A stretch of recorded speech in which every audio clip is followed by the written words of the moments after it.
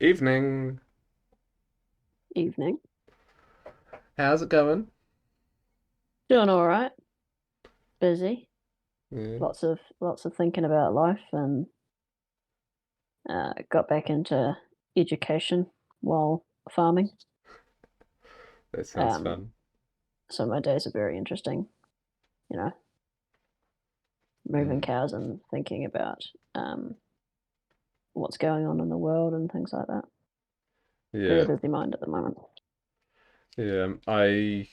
Oh, there was some snow in the area recently on the nearby hills, and I thought I'd um, indulge in the photography hobby for a little while because I've had a tripod for a while, but it's been out of action waiting for me to get new foam on it. Well, the tripod belonged to my Oma, and then Mum had it, and then she gave it to me, and the camera was the camera that all the family photos were taken on, film camera, and I'm still working through the film that Mum had in the fridge then, because film keeps longer if you keep it in the fridge. And so I went up the hill to get some shots of the snow on the distant hills because the nearby ones didn't have any. And I took a few photos and saw the shot counter get up to 36 and thought, okay, well, it's run out now. And they sometimes have a bit of extra, so I got another shot beyond 36, but I thought I wouldn't push my luck. Go to change it out, wind it up, and that wound up pretty quickly. Open it, 24. Oh, it came off the winder at some point. Oh, I wonder how many shots I actually got. And then one really overexposed one. Nice. Yeah. So then I stuck See, the why do we need digital cameras, man? The classics work so well. Well, there are some advantages. Like I'm thinking of getting probably secondhand a cheap camera so that I can do trial shots for zeroing in on the settings that'll work for the film camera for things like nighttime shots Oh of yeah. cities. Well, it's one of those areas now that is not explored as much, which opens it up as sort of a niche thing. Mm. Oh, I think about that's that a lot of times about now that we've moved on technology wise, those who can use the old ones well or for creative endeavors, they have far less competition, so they stand out in their field more. mm. Yeah. Quite an interesting thing that how you can be left behind and then come back around somehow is suddenly it's cool. Oh, that's the day job too with the steam engines. Yeah. Yeah, a little bit like that. Yeah. Been thinking a lot about energy lately as well. So that's how is that going? Any progress? Yep. Well, I had some it's nice to start something and finish it in a reasonably short period of time instead of it becoming something that goes on for weeks or months.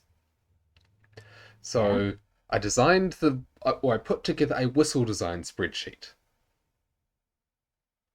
So a bit of Googling and research and finding what the critical characteristics of a whistle are. And so if you blow too much gas at it, um, then it does this thing called being overblown, where the fundamental frequency of the whistle drops out and you just get harmonics, and it makes it sound bad. And so you want to avoid that. And if it's not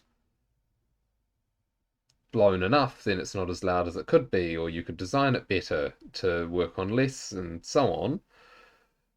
But researching stuff and finding how to make it to work like that has been very interesting for a couple of days. And then the spreadsheet was finished, and I had a tool that was ready to be used, and we got the audio of some steam train whistles from New Zealand Railways and copied the frequencies for those. And the one we'll be putting on the steam tractors will be an octave higher, so it will be half the frequencies of that, but it will sound the same. At least it should sound the same. Someone uh, who's not a musician and not doesn't have perfect pitch. But I'm looking forward to trying that out, and I might 3D print up a prototype since I got the 3D printer. I think it's awesome you get to do stuff like this as part of your job. It's Yeah. so up your alley. Like it's perfect for you, and Oh, that's why it's funny. totally. And everyone there who's got a bit of work experience, because not everyone has sort of industry experience, understands that it's a good working environment. Like, the boss called a meeting to get everyone to focus more instead of getting distracted by conversation and to be a bit more disciplined and that sort of thing. And people were still saying it was a great job after that. So it was very polite, and I didn't know it was happening until he called me in because it was finished and he thought I should come in because I was just busy focusing. Yeah, I remember you told that story Yeah, about he's like using you as an example, which which would make me very nervous. Crosshairs a little bit. uh, I think it's a um, there isn't the toxic competitiveness. So like, I'm still Mm. getting, hey, can you get give a second opinion on this, and can I run something by you type things, and um, Startup energy. No one's competing for established positions in a power hierarchy yep, because there isn't an already established set of resources up for grabs. You're yeah, making something. So yeah, everyone's on the same team. and the more we do, the more there is to share out. I really wish public school taught kids to be entrepreneurs. We'd have such a better world. I've been thinking about that a lot in the last, well, today. It feels like the last week, but every day feels like a week at the moment. It's middle of carving, so it's like 12-hour days with no break. It's great. Still a good job. Love being outdoors. Driving around in the tractor can be rather cruisy. Yeah. Many people say they want to save the world and make it better, but they don't Hmm. because they don't make any effort to figure out how they could do that. Hmm. Or No, they've they, got a completely uh, sheltered view of certain parts of it that mean they just get the wrong end of the stick. yeah, yeah, or they just want to have the what? Have the status that comes along with being a person who's good in trying to save the world. Hmm. Yeah. Ideology style. Yeah. There was a video We I can make saw. this world so much better. Yeah. Um, there's been a recent coup in, at least as it's been portrayed in the Western media, in Niger. Is that the Ah, same yeah. as Nigeria?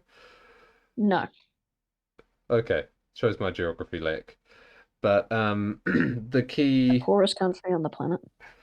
yeah, and they in this video he showed a clip of the guy who ran the coup, and he was driving through the street with people all around dancing and music and happy crowd, and then he showed a clip of the president of the inauguration of President Biden, and it's like the press is there up on a building, and you zoom in and you can see a crowd around where the podium is, and then it's all empty. And they were saying there's about 100 people there. It's like this is weird. And That was a weird well, it was a very military inauguration, that one. hmm, If you're going to make the coup example, there could be some words said about that, I think. true. But also like pointing out the sheer natural resources of Africa compared with the benefit that has come to the countries as a result of that, and basically that they've been uh, colonized for a long time, and all the wealth has been going to other countries, and they're a bit fed up with it. And then China and Russia come in a friendly way and negotiate, and it's like, okay, we'll negotiate with you. You seem to be making better deals than those guys, and oh, and the Panama Canal's snarled up now because there's a drought, so they have to reduce the number of ships going through, and supply chains are still straining, and Ah, is that where the gas bill went up again? I yeah, was looking at that. It dropped down like $1, and I was like, ah. And then it went up another 50 cents. So I was looking at going, what's happened? mm. And apparently China's imports and exports have both dropped, which their imports are what they use to make the exports. Yeah, we're feeling that a little bit in the dairy industry. They're not taking so much milk as they used to. Ah, that's interesting. Yeah, we used to ship them a lot of that, a lot of milk powder and stuff like that. Yeah, they've been trying to Which I have increase their thought food about production. that, about being in an industry that's majority export to China. It's like, phew, Mm, uh, what happens if they stop buying? yeah, They got some real trouble. yeah. Speaking of colonizers, they're going after Africa pretty hard. Yeah, yeah. I'm not saying that they're not gonna screw Africa over in turn either. It's the world's, yeah, history repeats itself, and at the moment it's becoming one of the more chaotic periods which come around every now and again. Well, we're sort of doing it, but in a different way. Hmm. Like we're punishing countries, poor countries, African countries, for using fossil fuels. Hmm. Yeah. They have ridiculous amounts of fossil fuels out there, that could be used to make them rich countries Yeah. and, be rich people. But no, we don't like that idea, so we don't let them. We punish them for it. Yeah. The energy thing is getting ridiculous. Hmm. It's Which the aspect? anti-carbon. Ah. Well, the anti-carbon is sacrificing the world's poor to what? To signal that we care about carbon. It's dumb too because there's like real environmental issues you can care about, and a lot of them, and there's actual solutions for them. But we all argue about the one that has nothing, that's amorphous and hard to pin down and is not a settled science, and there isn't a clear answer.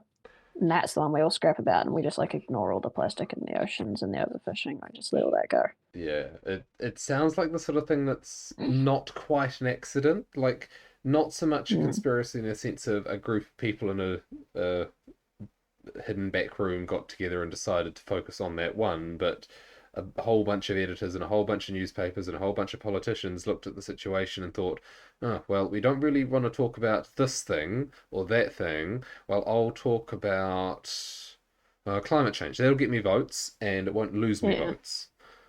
it's like mob mentality. Hmm. That when a group of people, what was it? emergent emergent properties, emergent action. Hmm. People may not be conspiring to do that, although there's probably a good chance they are. But nevertheless, it happens anyway. Hmm. It's a Yeah. ridiculous situation. Yeah. Yeah, could make the world better, but we don't seem to want to. There's more to the story, I think. Well, it's an efficiency thing. You hear people all the time say, I want to do this. I want to be this. I want to be a writer.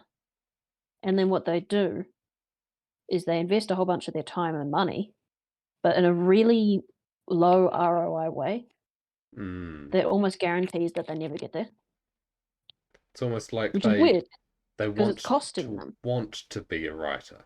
They don't want to Yeah, actually be a writer. it's costing them because they're often investing far more than it would needed to be to actually do the thing. Yeah. And they get the appearance of doing the thing, but then they don't actually do the thing. Like, I want to be a writer. So I went to university to get an English master's degree. Like that's really bad investment. If you Hmm. wanted to be a writer, you should like write. Mm. And that's what the writers do. Oh yeah. Yeah, it's like there's quite a few stories I'm following which are being written and released free online, and the way to learn to write is to produce stories and expose them to criticism of people who don't care about hurting your feelings, and I think the internet qualifies. Well, that's what we're doing, isn't it? Yeah, it's like overnight successes are decades in the making. I love that line. One of the Great. guys I'm following, he was recently posting that he was in danger of eviction, and then he posted an update saying that he'd got a book deal and Mm. the people who are or some sort of writing deal, and the people who were reading his story and who'd been contributing to his Patreon had given him some money, and after he heard hearing about how his rent situation was, but through all that he'd managed to catch up to his rent and he was stable again. The acts of charity that the internet is capable of is amazing. Like Yeah, when the eye of Sauron is on you, yeah, it can destroy you, can burn you to a crisp. But in some scenarios, it's just all of the goodwill of like all of humanity is flooded at you. yeah. I used to have that feeling looking at my wife likes to watch those like Got Talent shows Hmm. or whatever. And you got the four judges and some guy comes out and does that or whatever. And there's, a couple hundred people in the audience. There's a Black Mirror episode on it that really sunk this home for me. And I feel like something like that will one day be there'll be there whether it's that or something else, but there'll be a stage somewhere digitally that like the entirety of the internet pays attention to, and people will come on there to be judged. Hmm. Could you imagine a stage where anyone could walk onto and have the entirety of humanity's attention? I think. What does that feel like? Hmm. Leaving behind the semantics of the entirety of humanity versus a subset, because like hundreds of More than millions of any people. other stage possible. Yeah. Like there will be one stage that is more looked at than the rest, and it would have the effect of being effectively all of humanity. Maybe not everyone's looking at that moment, but if something goes really well there, it'll certainly be shared out. So at the moment, the closest we have is Joe Rogan. Probably, but it's an interview show. Hmm. Um, there's something about the stage.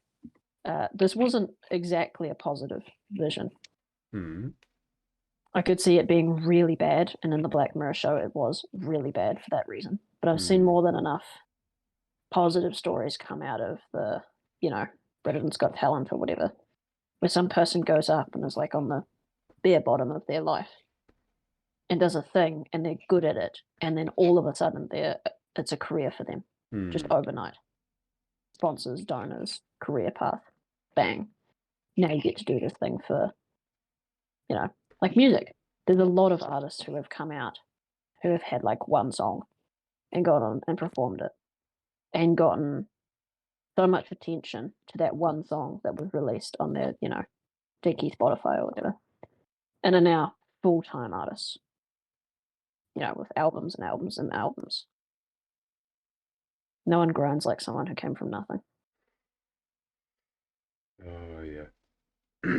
That segues a little bit into the other thing that's been on my mind recently of equality, which is a word that's thrown around a lot these days and not really thought about much, I think.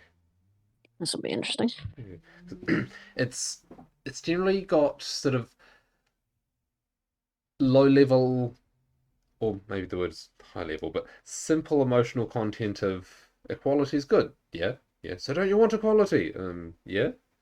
And so we should have equality between the sexes. Well, yeah, we don't want uneven treatment in the law and that sort of thing. Yeah, definitely. And so everyone should use the same bathrooms and compete in the same sports events. And it's like, hang on it, what? You want female weightlifters and male weightlifters in the same category? And well, then all the males will win.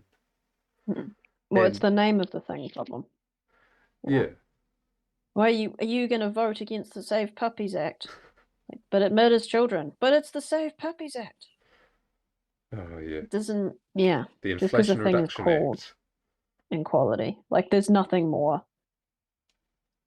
Nothing is a better example of inequality than men stripping naked in women's changing rooms and being like supported by the law. That's pretty unequal. Mm. Um, I won't make a joke about not totally being against the idea of unequal between the sexes, but not that way, for sure. Well, I think Not that way. that it's like there's equality as in sameness, like an equal sign. And then there's like equal treatment before the law is one version where it's simple. Like, did you commit a crime? Yes or no? Okay, you receive the appropriate punishment. But then there's always edge cases, and you try and delve into those, and they open up cancer wounds and such. But I guess the easiest, the place where I was thinking about it was in relationships, because like if you have a scenario where, to use the stereotypes, because they're stereotypes for a reason, not because they are universal, but yeah.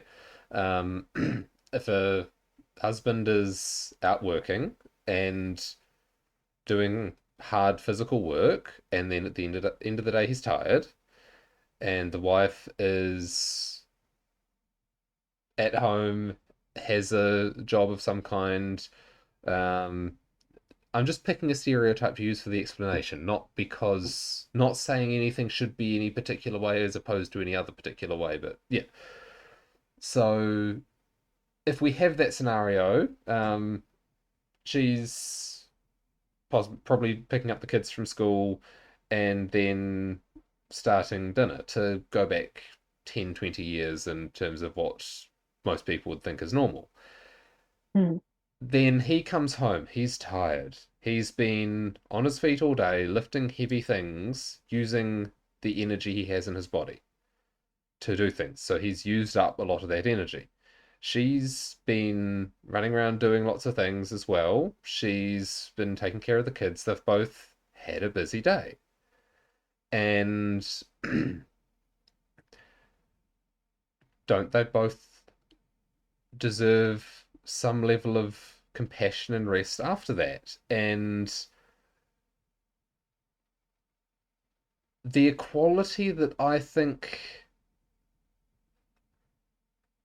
now this is where I'm getting to the edge of where I have managed to think it through. So I'm exploring new territory here, and I'm not quite sure the right way to look at it, but it's like quality of consideration rather than equality of outcome. It's like, or equality of perception.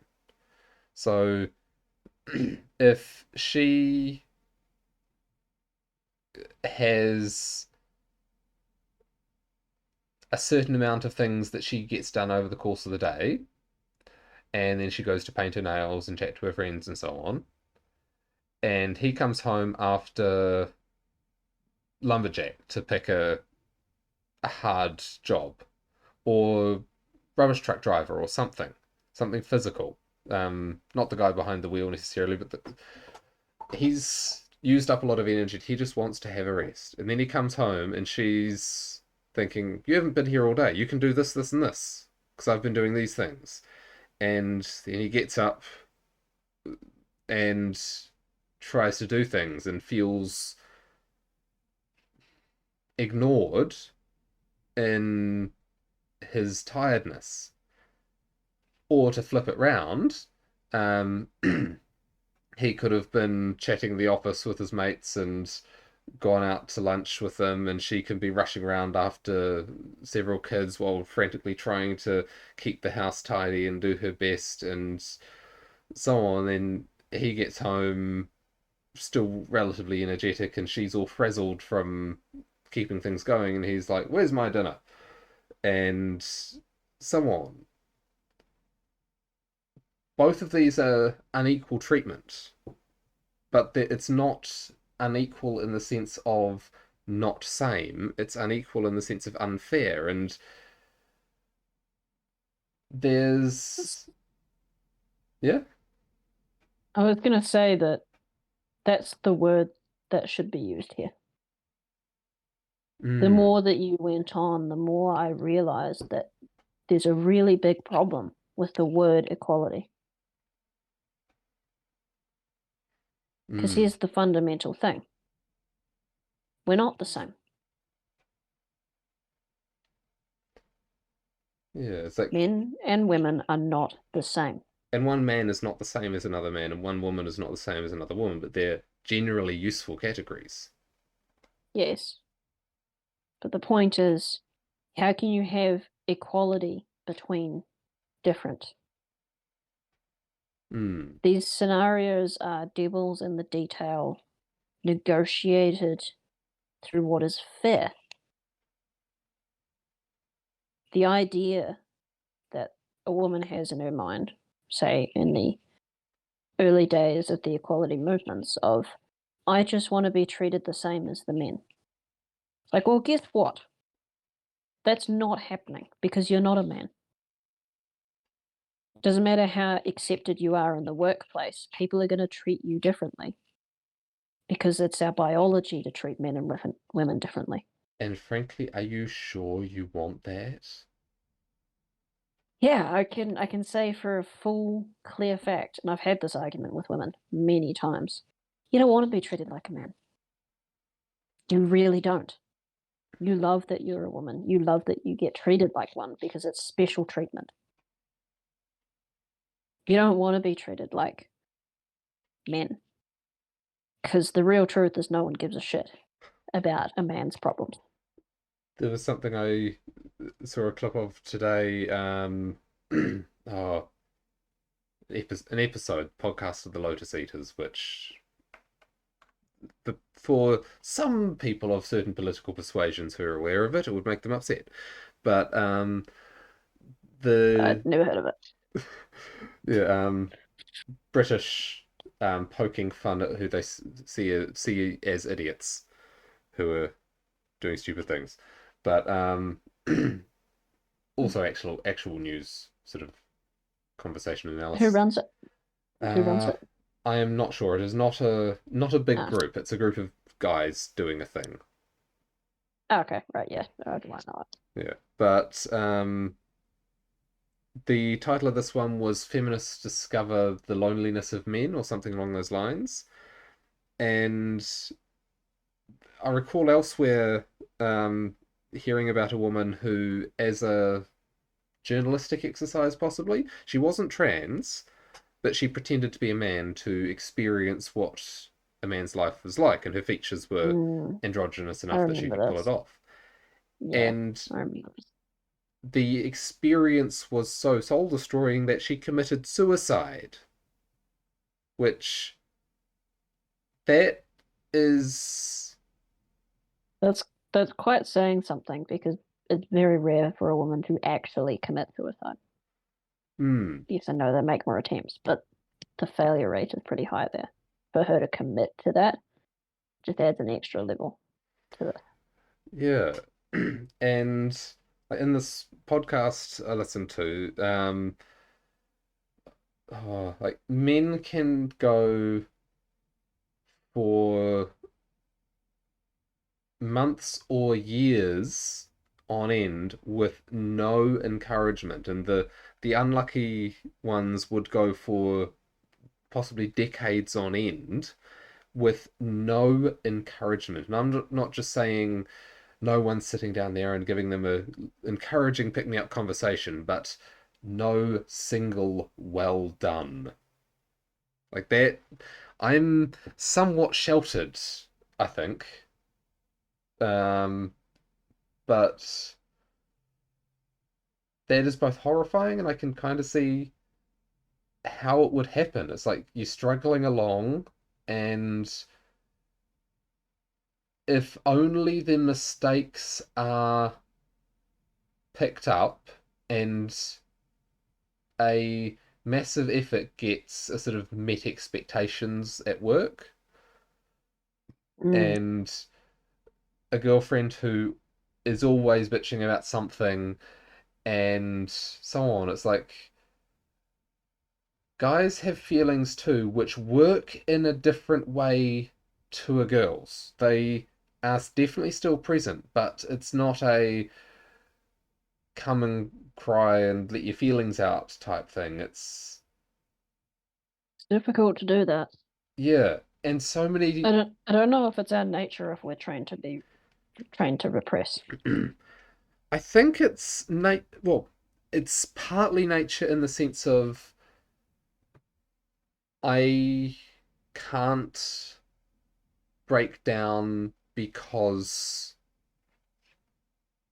it's not safe to, as in, Mm. not that I will not be safe if I do it, but I will worsen the situation. Others will not be safe if I do it. I remember we talked about that. That there's like a switch that we can flip. That's just like, nope, no emotions right now. Hmm. You know, thing needs to be solved, or my getting upset will make it worse. And if that switch is welded down for long periods at a time, that same pressure comes out another way, and eventually you just drop out in some way or suicide. Why we die earlier? Cortisol.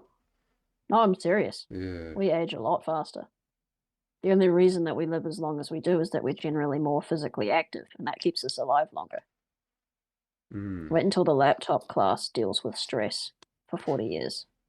They're all going to die in like 15 years earlier than their partners Mm. because they're not physically active and they still have the stress problem of, you know, I think it's changing a bit because it's kind of like toxic work culture. I Mm. can't believe I'm using that saying, but it's true. The idea of, kill yourself for your boss and never expect a thank you, never receive one. And that's the bare minimum. Yeah. I remember hearing about a guy who was talking to a woman who'd written a sort of it's okay to cry type book, and this guy's wife and daughter loved that book, and it was and they were getting signed copies, and he had a moment to talk to the author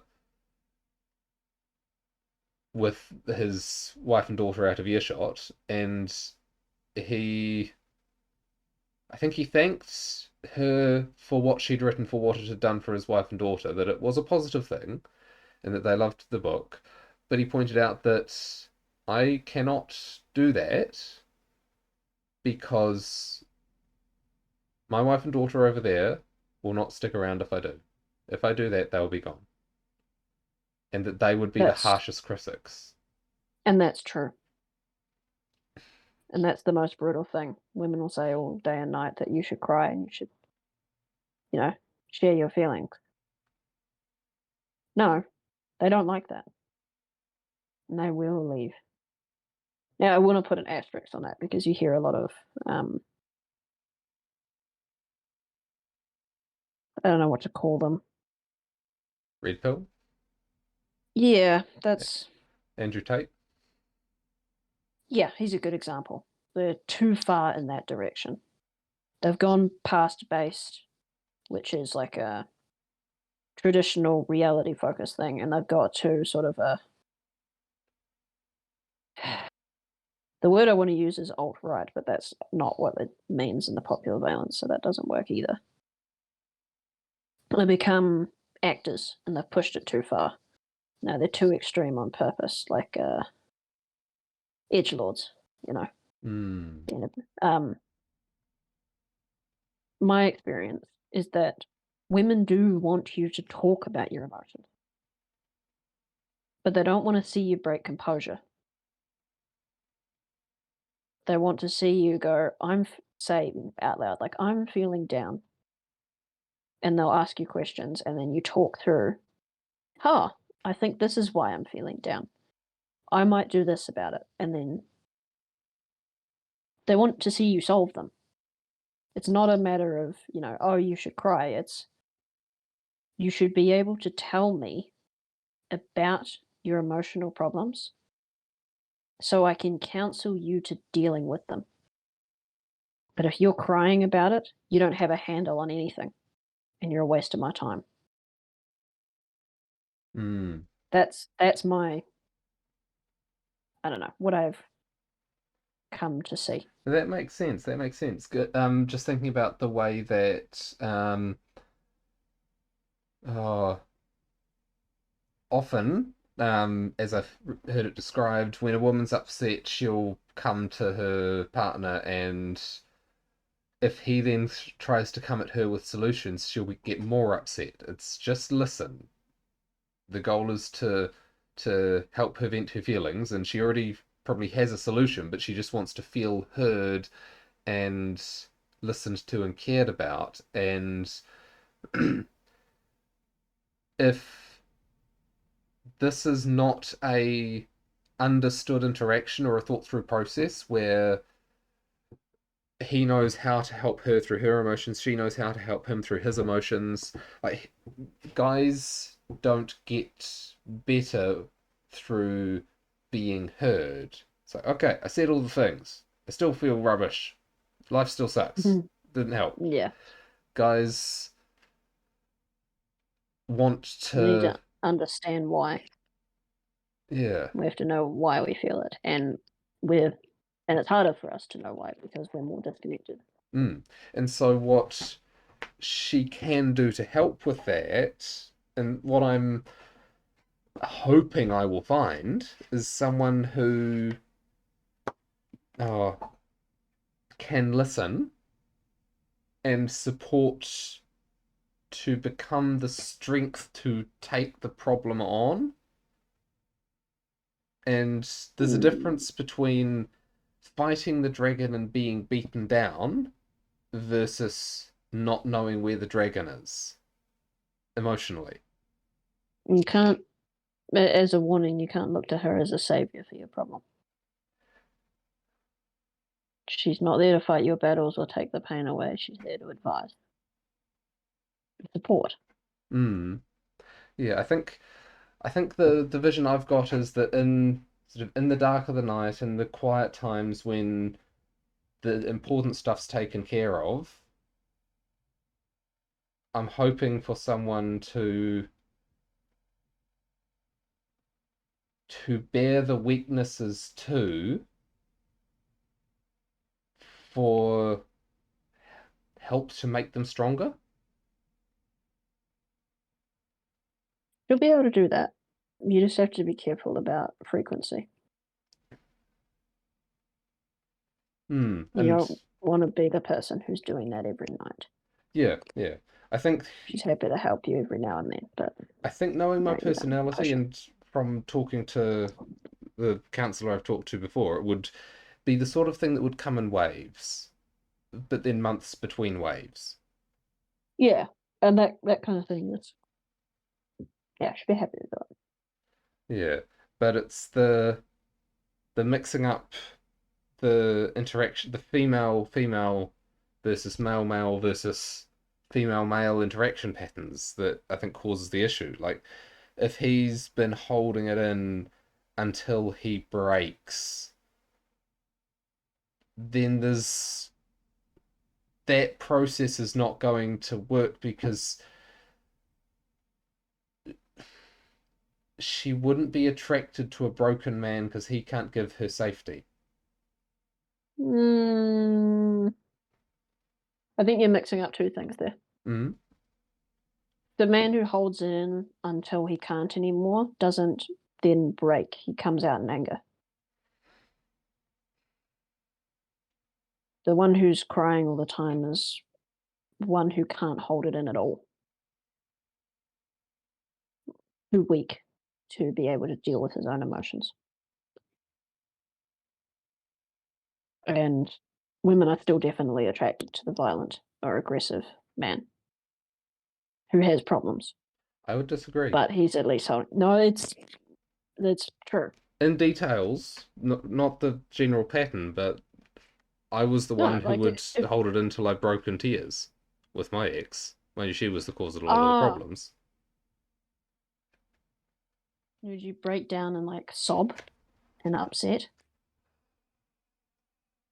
or is it tears of what? Because like you can cry for many things when you say Hmm, tears. What do you mean? that's true. Was it like anger, crying? The phrase that comes to mind, it was tears of please come to the table and talk type things. Please stop pushing. Desperation. Yeah, that would fit. Yeah, that's yeah. That could go either way. I think devil's in the details there. Hmm. Um, I don't want to criticize that too hard.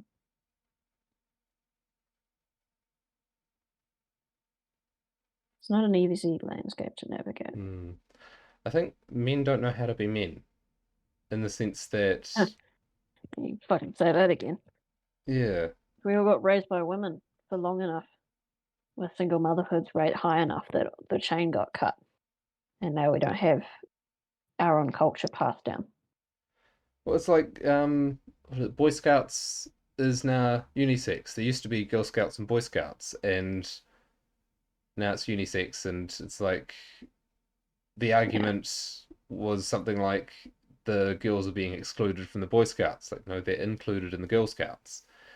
we And used to have our own culture. yeah, Each sex had its own culture, and there was an interplay between those two. mm, And now we're lost in chaos and drowning because we don't know what it is to be man or woman because we had a generation that didn't want to teach their children what it was. mm. It all comes back to the boomer generation, probably. I don't know why, but they were messed up. Probably because the generation before came back from war and then had children and probably abused the shit out of them because of all their post traumatic stress. And then, hooray, baby boomers. Mm. That really wouldn't shock me at all. Dealing with, battlefield and the stress and keeping a lid on it all to maintain composure. And then you have a crying infant. That's not a good recipe. And that child's not going to be okay. I think that would be a component, but there are other signals in the mix, I think, like Oh, of course. Yeah. the series of sort of popular parenting methods that in retrospect were utter disasters. The the new theoretical Yeah. ones that weren't tested before they were widely applied. You want to give some examples on that? It was something I remember hearing about, but I can't recall the details. Things like let the child cry type ones, or breastfeeding by the clock instead of by when the child's hungry. It's like, They still do that today. why? Beats me, but we got that advice twice. Still today, they're like saying that, and we very much are like, that's dumb. From I'm not professionals letting or my kid fucking yeah, yeah, uh yeah. Midwives, doctors. yeah. Yep. But that sort of attitude of experts know best, and the experts who had a theoretical thing that worked in some cases then said, "Oh, this is a solution to all the problems," and then it was applied, and Oh, then yeah. I got told this as a kid, so I tell my kids this. yeah. And we train our children to do nothing but respect authority. So, oh, I was told it, so that must it's true. Oh, Must like be. the expert syndrome, where like pre-World War Thank you, Two. public school. Sorry. Thank you, public school. Well, and train a generation to follow the Yeah. officer's commands. Yes, but I still want to put the majority of the weight on public school. And parents, Mm. obey my commands or else. Public school, obey my commands or else. You either get someone who is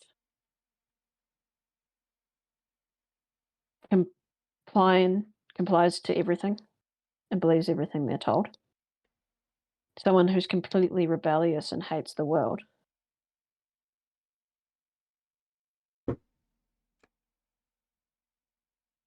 or someone who just checks out Hmm.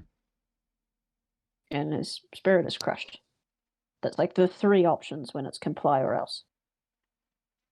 You're not going to maintain independent thought, spirit, and creative, rational thinking, reasoning. You're not going to have any of that critical thinking. I'm just thinking of the population collapse that we're looking down the barrel of, that it's like, well, that's what you get. Yeah, yeah. How was your upbringing? And do you want to have kids? Those questions, I think, go pretty hand in hand. Mm. Obviously, there's exceptions like my wife and I, who both had horrible upbringings, but have decided to have children and have a lot of them, sort Mm. of in spite of all that, Yeah. and to do better. And we've made our mistakes, but we are doing better. I remember a statistic I've heard a few times about the rate of sexual intimacy is in steady decline, and the Yeah, younger that's you pretty go, horrific. the worse it is. And what was it, the Pareto distribution getting narrower and narrower? So the top five jocks in the university date most of the women or something, and they're all clamoring to get with that top 1%, and the rest of the guys are just ignored, and it's not in any way a good long-term strategy. Or it's not Well, good for the unless you continuing of like the riots, society. Oh, yeah, you know, if you want to destroy everything, then that's a great idea. Because all that's going to happen is that other 90% of men are going to become bitter and resentful and brew for 20 years, and then they're going to go out and rape and murder en masse. It's what happens in polygamous societies. Like, you're not going to get around if majority of men just don't get access to women. They're not mm. just going to take that lying down. Oh, China. It's almost like America has more freedom, and so these sort of things crop up more easily. But the number of unmarried young men and young people of both genders, both sexes, who've just checked out, and it's like, no, no, I'm not gonna get married. Like, I think yeah. that's what's happening en masse in the developed world as people are checking out. They're looking at the systems that we've erected and being like, nah, I'm good. I'm good. I'll put my head in the sand for the rest of my life and then die because this place is a miserable hellhole and I'm not doing anything about it. Mm. It's halfway. It's not the mass murder route, but it sure as shit isn't being happy with the system. And the other horrible part of this is the system is designed to keep running on the backs of people who check out. Mm.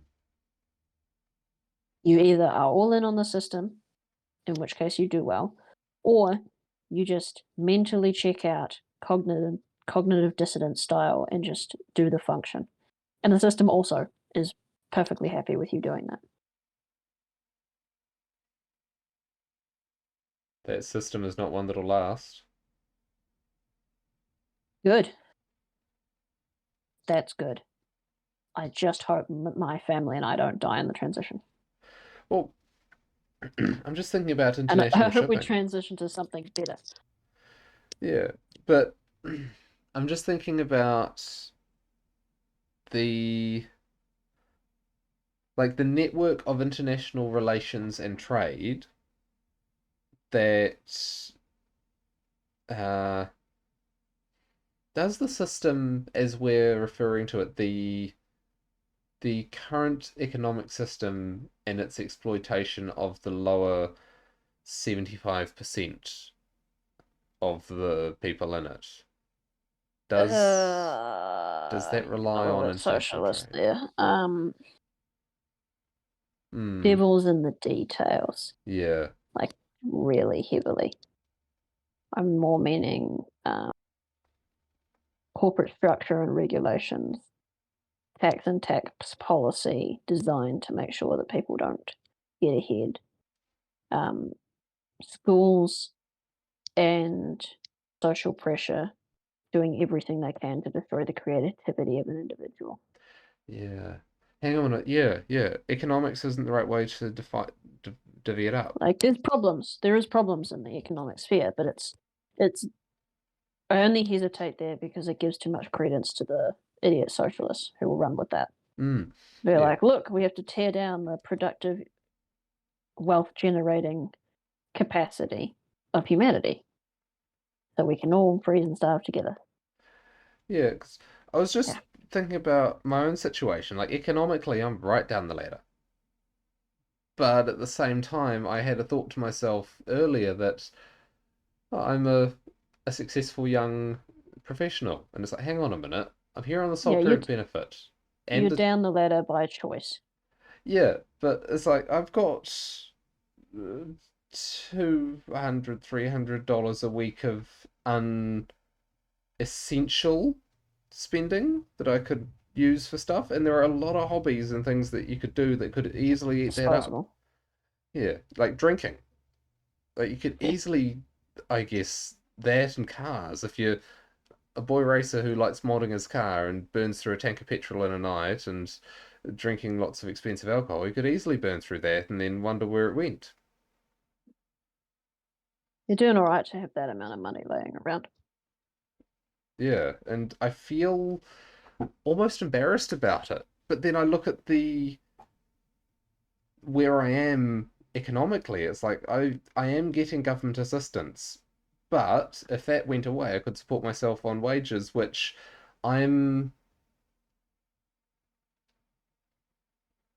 I'm in a salaried position, and if I sort of got wages for all the hours I'm there, and this is a thing that I was quite happy to suggest, given the fact that I'm in a startup that has finite money that's we're burning through to try and get things going. But if I asked for all my hours, I could basically live my current lifestyle. And I'd probably have a bit less discretionary spending, but I could cover all my essentials. And if I lost the job, I'd be in basically the same position. And it's weird to think of myself as a successful young professional given that. And like that's what you're talking about with at least that's what it struck for me, the difference between the people who've given up and are just sort of trying to survive in a not too painful way versus the ones who are investing in the system. And in a sense, I'm investing in a system, though I hope that it's going in a direction that's positive. But I yeah, would like to say I want people to invest in the system because that's how it gets better. mm, Nothing is helped by people checking out. And rebelling is almost always a terrible idea. Like, yeah, okay, maybe there's a possibility that you could make things better by your revolution, but the likelihood is not. Oh, sorry, long day. Been up for like 16 hours at this point. Um, the likelihood is not. All you do is shake up power, and then the most power hungry psychopath wins. yeah, it's got to be pretty bad for a revolution to make things better. Yeah, it's almost a law of reality that it won't. Now, Mm, there's very few exceptions and notable ones at that, but if you're the this time it'll be different, if that's your answer, then it's a bad answer. yeah. And it's a shame. Like part of my reason that I really have a problem with this world that we've built is that we could do so much better. Hmm. Unbelievably good. If we could, have some adults in charge who weren't sociopaths and concerned with their own power, Hmm. all like this would be an amazing planet. Teach children how to be independent, free thinkers, how to be their own agents, not to be manipulated by others. Teach them how to generate ideas and businesses. That the point is not to get a job, but to do something valuable. Start focusing on lifting everyone out of poverty so that they can join the global market. Like, there's some really good things you could do in a globalist way if you had someone responsible doing it. The problem is they're all idiot policies. All the globalist stuff is raping and destroying certain countries through immigration and making everyone use really inefficient methods of power to make everything more expensive for everyone everywhere, which is a terrible idea. But if you were to invest in the right things to help people lift people out of poverty, to give them economic freedom, to help structure laws to allow them to flourish without being held down, you know. There's another step to it too, the sort of the golden cages of the people who are, say, halfway up the economic chain and are nominally well off, but under constant stress. Yeah, it sounds like me. I was thinking Oh, of half middle joking. managers. No,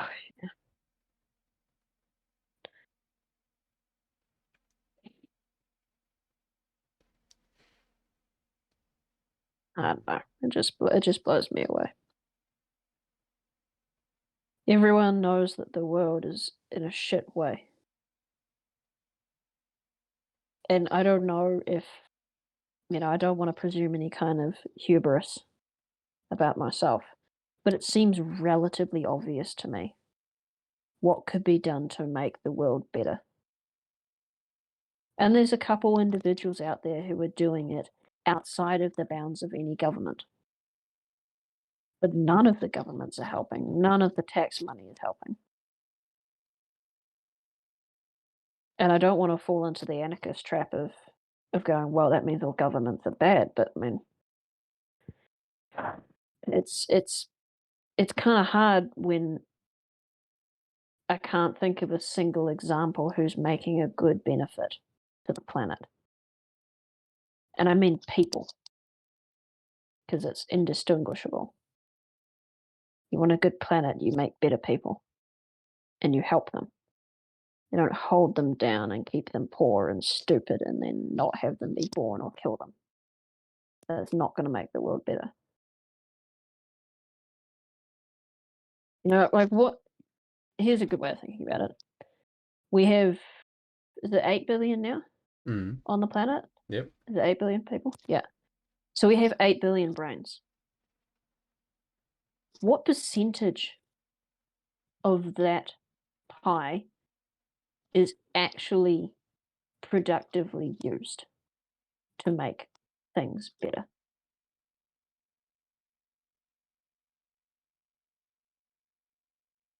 That's a very small Okay. number. Yeah, that's the point. Everyone can think about that immediately and go, not all of us, and certainly not the majority of us. I don't know, maybe 20%? Maybe. I found out the other day that 5 billion people around the world are still wearing clothes that are washed by hand. And women do the washing of clothes with the children. So that's probably 2 to 2.5 billion women who are washing clothes by hand, which means that they're stuck in that manual labor scenario. They're not helping the world with their brain, they're washing clothes. God, those sort of statistics really drive home. We could use Yeah. 2.5 billion more brains to make the world better. 2.5 billion. And here's the kicker, right?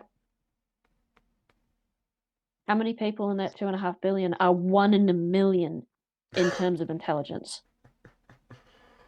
Oh God, yes. So that's what 2,500 geniuses, absolute top tier geniuses who are, you know, grabbing some dirty shirt in a river full of trash somewhere. The classic cliche is, oh, that's our cure for cancer. Wash down the river. Or whatever else. Anything they decide to do would make the world better. As well as everyone else in that scenario. I hope automation comes in a big way for things like this. And to me, it all comes down to energy. It's interesting to hear you say that. Well, you can't. Well, the automation thing or the energy thing? The energy thing, considering previous discussions we've had. Confused. What I'm do you mean recalling pro previously, energy? uh, you've I've argued that energy was the sort of keystone resource to make other things happen, and you were arguing that no, it's a cultural issue to make the world a better place or to prevent the collapse of civilization. Oh, no. Okay. In starting, I agree with you, but our disagreement was in the collapse. Ah, You were, hmm, you were specifically saying that civilizations collapsed because they run out of resources. And I strongly disagree. I see what you mean. Yeah. But for kickstarting and making things better, Hmm. oh boy, nothing's better than electricity. We want the most amount of it for the cheapest possible. Electricity is good because it's one thing that does all the things, but I think that like turning shaft, a spinning shaft can turn into electricity and all the other things that electricity can do. Most of them. Like lights of computers are one of the few exceptions that a turning shaft can't directly do, but most of the ways of turning a shaft generate heat. So if you tap into that, you've got heat. And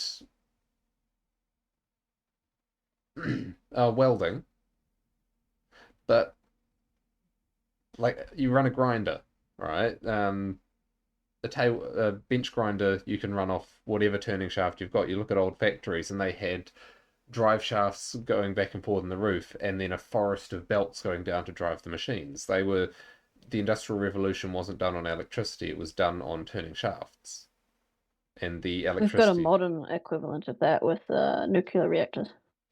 Well, you It's make like a steam.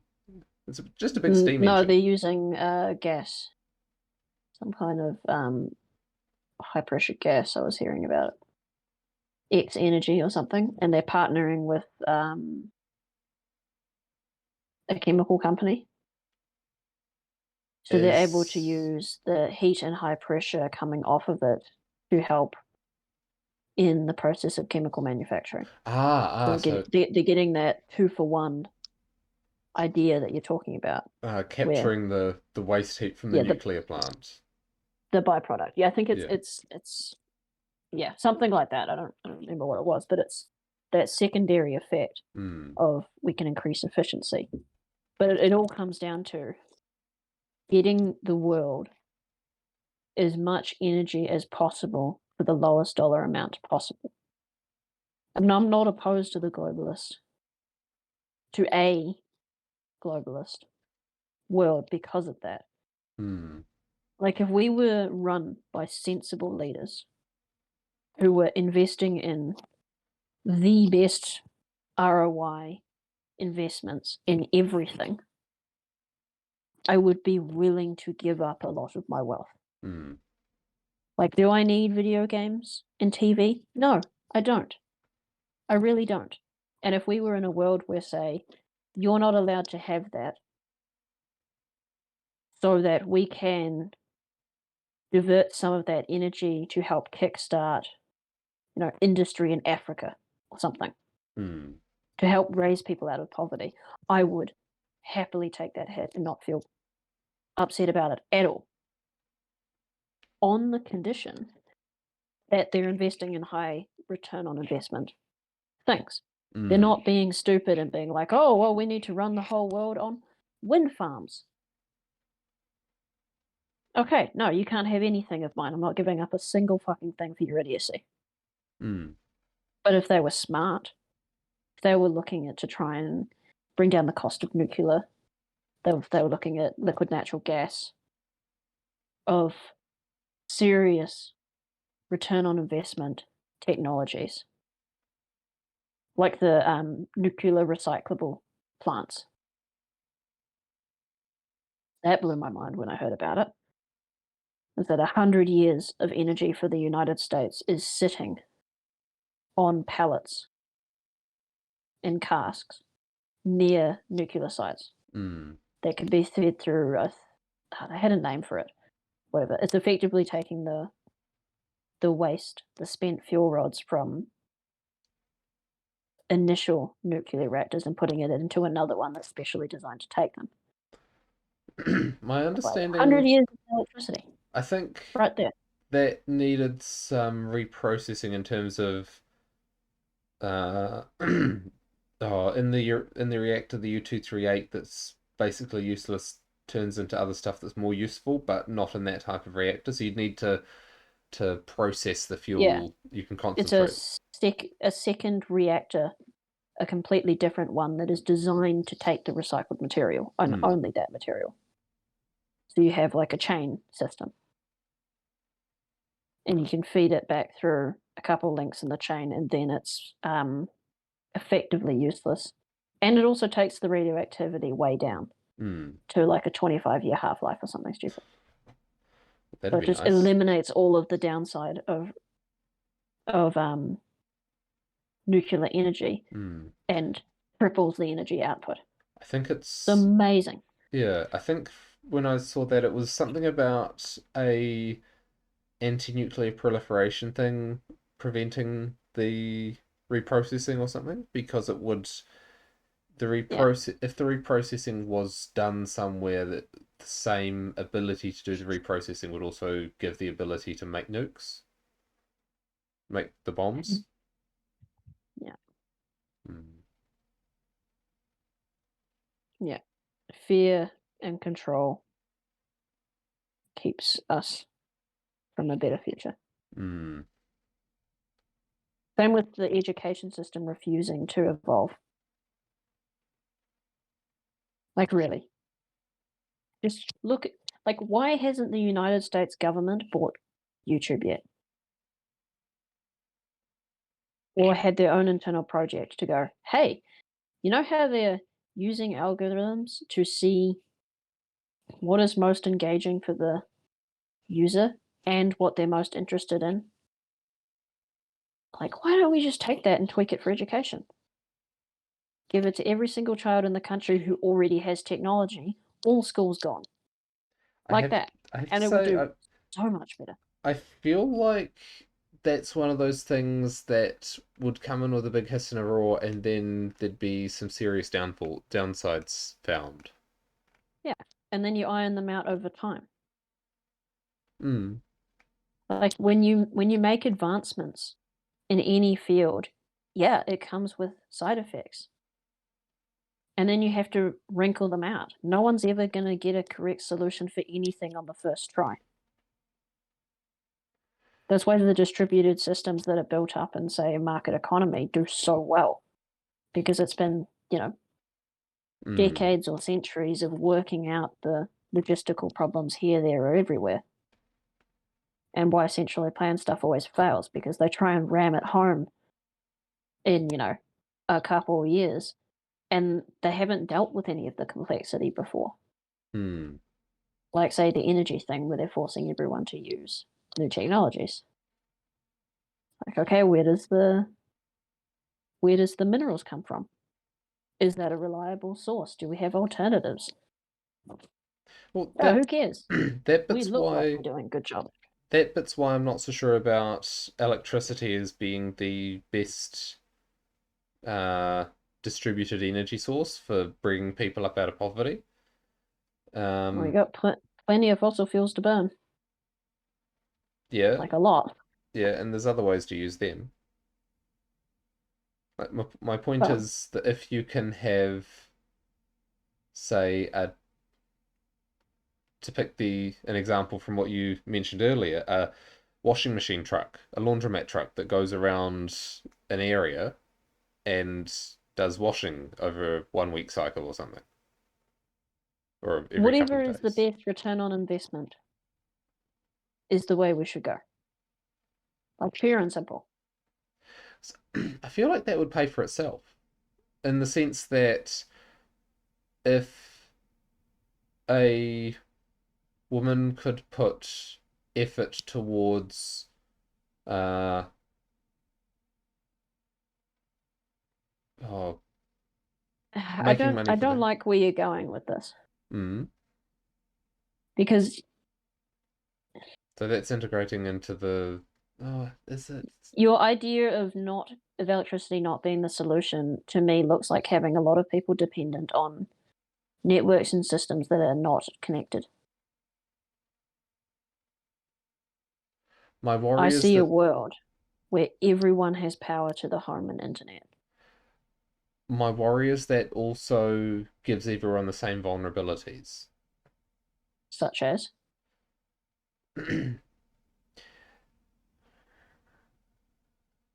like grid failure, you mean? Basically, yes. Yeah. Grid failure in the sense of both electricity and internet, which interlinked in a Well, lot of ways.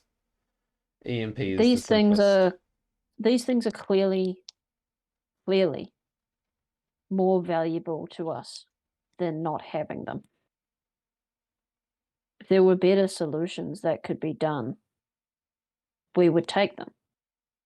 And yeah, they're not perfectly reliable. Things can go down and break. And they do sometimes. Like we get power outages or whatever, or the internet goes down for a wee bit. But we take that because it's obviously better than the alternatives. Mm, Otherwise, we would have the alternatives. true, even a couple of hours a Like, day. yeah, it's cool that you can like run your shed on your steam tractor or whatever, and that's a good backup. But to have it be the primary thing is kind of silly. And the beauty about electricity, as you said before, is that it's something that can do everything. You don't know what people are going to need, what they're going to want or use, or what would be useful to them. And you don't get to decide that. Mm, To try and build custom, mechanical or physical solutions for lots of different little problems puts you in a position of going, well, which problems do we need to decide that they're allowed to solve? Whereas with the electricity example, it's like, look, you just give them the power I guess I'm and worried that they there figure it wouldn't be out. enough stuff to make that much infrastructure. Like how much copper's left in the ground. She's a big planet. Yeah, but there's only so many I'm not even deposits. minutely concerned. No, Mm, I don't believe that. Like, there's okay, you can make the issue of where does it come from? Copper mining, mm, and yeah, that's an issue. But this is the thing: we got 8 billion people on the planet. The time of oh, we might not have enough resources, and it's just, no, I don't even accept the premise of that. I really don't. If resources are constrained enough to raise the price of them enough to where it becomes prohibitive, then we will find a way around it. We'll innovate solutions as things get more difficult. mm. There's no reason not to aim for a beautiful future for all of humanity. Yeah. And that's a world where everyone has access to power and information and clean water and good food. And that should be the goal, not the next yacht, not the fancier car, but bringing up the bottom. I do think that And if the like I would happily take a hit on all of the luxuries in my life.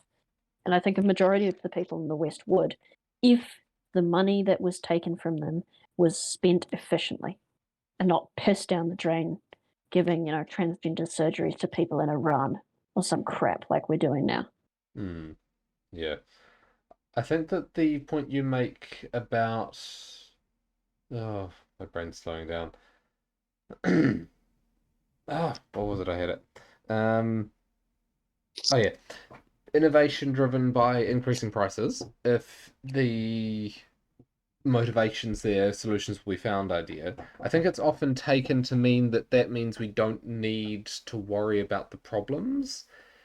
But I suspect your conception of it's a bit more nuanced than that, and I was just wanting to Yeah, flesh it out like slightly. we, who's we? Like I know you don't mean this, but every time I hear people talk about, what if we don't have enough resources to do that? All I hear is we, the government, need a reason not to do it, or we becomes authority who dictates and clamps down. Hmm. Whereas when I'm talking about it, what I mean is I don't worry about us running out of X or Y resource because people on their own will create solutions. I have faith that humanity can solve problems. Yeah. I don't have to sit here and go, oh, but we might run out of oil. Like, okay, maybe. It doesn't look that way, but maybe. I, living now, do not know as much as everyone living in the future who will be near this problem. They are clearly going to make better decisions because they're more informed. To me, to sit here now and go, well, we need to do this is dumb. Is really dumb. It's like I'm trying to think of a good analogy of I don't know. It's like people in the telephone industry trying to make decisions on how we run the internet before we have the internet. Hmm. Like they don't know anything. They don't. The average human being now could make better decisions because they're more informed. Yeah, I think the distinction is it's what is it? The the issue is not that there is a problem. Like we can look at it and say, okay, if things continue without changing on this trajectory, then there will be these problems. There will, given current copper production, if we use it this much, then we'll run out. All that says is that the scenario you've sketched out won't happen because it's impossible, because either they'll find a way to increase copper production or the copper price will go up and then it'll become more scarcely used. And for things that are not keystone resources, like energy in the kickstart sense that we agree on, then there is a lot of substitution that can happen, and innovation can generally find something to replace, or with innovation, something can generally be found to replace lacks or to find other ways to solve problems. Mm. Usually, those solutions need energy in the sense of if you don't have energy, you can't solve any problems. Yeah, And that's why it's the most important thing. yeah, Energy and education. yeah, but that's not saying that things will happen with no problem because the great God market shall provide. It's saying that problems will No, arise and yeah. There workarounds will will be be found. problems. There will be Hmm. problems And plans along will the be way. found to be unworkable and But abandoned and so on. yeah, but it's not our job to try and solve them before they happen. Our job as human beings in this time is to look at the future and go, how can we make this as good as possible, assuming we figure out how to make it work, and to work towards that. And when a problem comes up, people in the future who are there at the time dealing with the problem will solve it. Because that's what humans do. There's an arrogance in thinking that me right here now need to solve the future of humanity in all its possible permutations and know Oh, the answer. I know that we'll run out of oil. So I know that we all have to use solar because solar's green because I know it. So the entire future of the human race will be this because I said so. it's main character syndrome writ large. Yeah, it is. It is. There was a great line from a TV show I heard a long time ago. And it was everyone likes to think that the world will end in their lifetime, but the truth is that none of us are that cool or interesting.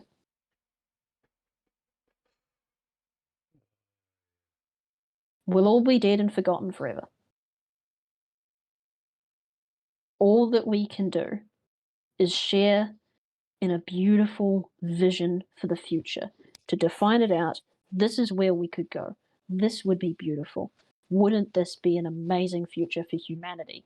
And by God, why the fuck is no one in our planet trying to make a positive vision for the future? It's horrifying and it's stupid and it's right there. Right there. Anyone could stand up on a political platform and say, I have this beautiful vision for the future and we can make it happen because we're amazing and you're amazing and let's do it. And you think the person next to them who's like, oh no, the hurricanes are more frequent. We're all going to die. Vote for me. Yeah, I was gonna disagree with you there, but then in the political sphere, I think you're definitely right. But the Yeah, people, like there's individuals doing it. And that's the beautiful, like the people who are going after the. No, I'm not bringing us down by switching to that topic. We'll save that for another day. People are doing good things to make the world better. Some of them I can happily name, like the energy return on investment projects, like the Copenhagen Consensus and Bjorn Lomborg's work. People who are trying to delineate out a positive vision, like the ARC project and Peterson's work. yeah, People are doing good things. the ones that come to mind for me are people who are working to make things better in their own backyard, like Yeah, permaculture and the associated groups, and um, yeah. yeah, people like Joel I have. Salatin and I'm less interested in that now, which is funny. The whole personal responsibility thing. Um,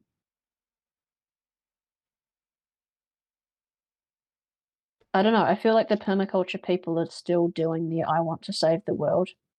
They're just doing it in a micro level, virtue signaling kind of way. Now, if you're building community around it and you're getting other people involved and you're charismatic and you're forming good relationships with people, then yeah, sure, sure. But in my eyes, the individual's level of making the world better responsibility where you are is moral and ethical behavior and taking on additional local civic responsibility. How can I make the people's lives around me better? Not how can I make my backyard better to save the world? hmm. I think that's a bit harsh. Like I know that they're doing a good thing. They're certainly not the virtue signally types that we generally deal with. I don't know. I'm wondering how much of I'm that, slightly regretful of that statement, but I think there's truth in it. yeah, I'm just wondering how much of that is the more to do with where you are on your personal journey than a sort of objective sense of the importance of certain lines of action. Yeah, I guess so. I just more think of it in terms of the taking personal responsibility to make the world a place needs to be a network effect. If you're not engaging with other people in a positive manner, then you're not helping anyone. Yeah.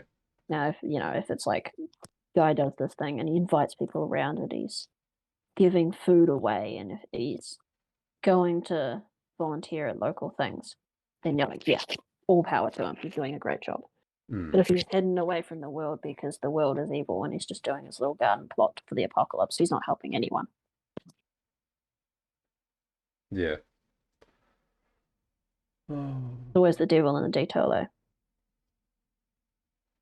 It's the spirit by which you interact with the thing that you're doing that defines whether or not it's good or not the thing itself. Oh, that's an interesting one. You could do anything in a malevolent way and make it worse, or you could do anything in a a generous way, a loving way, and make the world better. That that's an interesting application of something I've heard about. Oh, was it different styles of thinking that tend to occur during different parts of a civilization's arc?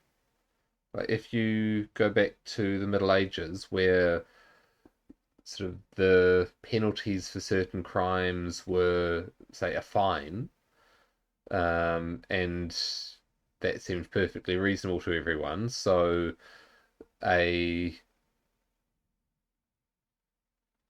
someone on the bottom of the economic heap who stole a loaf of bread, couldn't pay the fine, so on and so on and so on, and end up in jail and shipped off to Australia. No, wrong century. You get the idea. Yeah, Versus Basti. someone, yeah, versus someone on the top of the heap who killed someone, paid the fine, got on with life, and it was almost like it cost this much to pay that to kill that person. It's not a fine as such. It's just the That's price of what doing. fines are. Yeah, Even now, that's what fines are. yeah, yeah. But the Cost of doing business. the distinction is that that way of viewing the world is very much that the intent doesn't matter. It's the literal. I probably didn't choose a good example for it, but it's the action Ah, itself. It's not the I intent. see. I see where you're going. Yeah. Yeah. Well, Whereas, the law is like that. mm, The law is only based on what happened, and it can't be any other way. well, there are arguments of intent, like manslaughter versus murder, Yeah. and things like risk of Yeah. reoffending and such. You get into grey areas pretty Mm, quick with that because then you get into like hate crime, and it's like, mm. could that be a thing? My point is that I think sometimes you can mean the best and cause the worst. It's like that's the people who are utterly convinced that they're doing the right thing that are the most dangerous.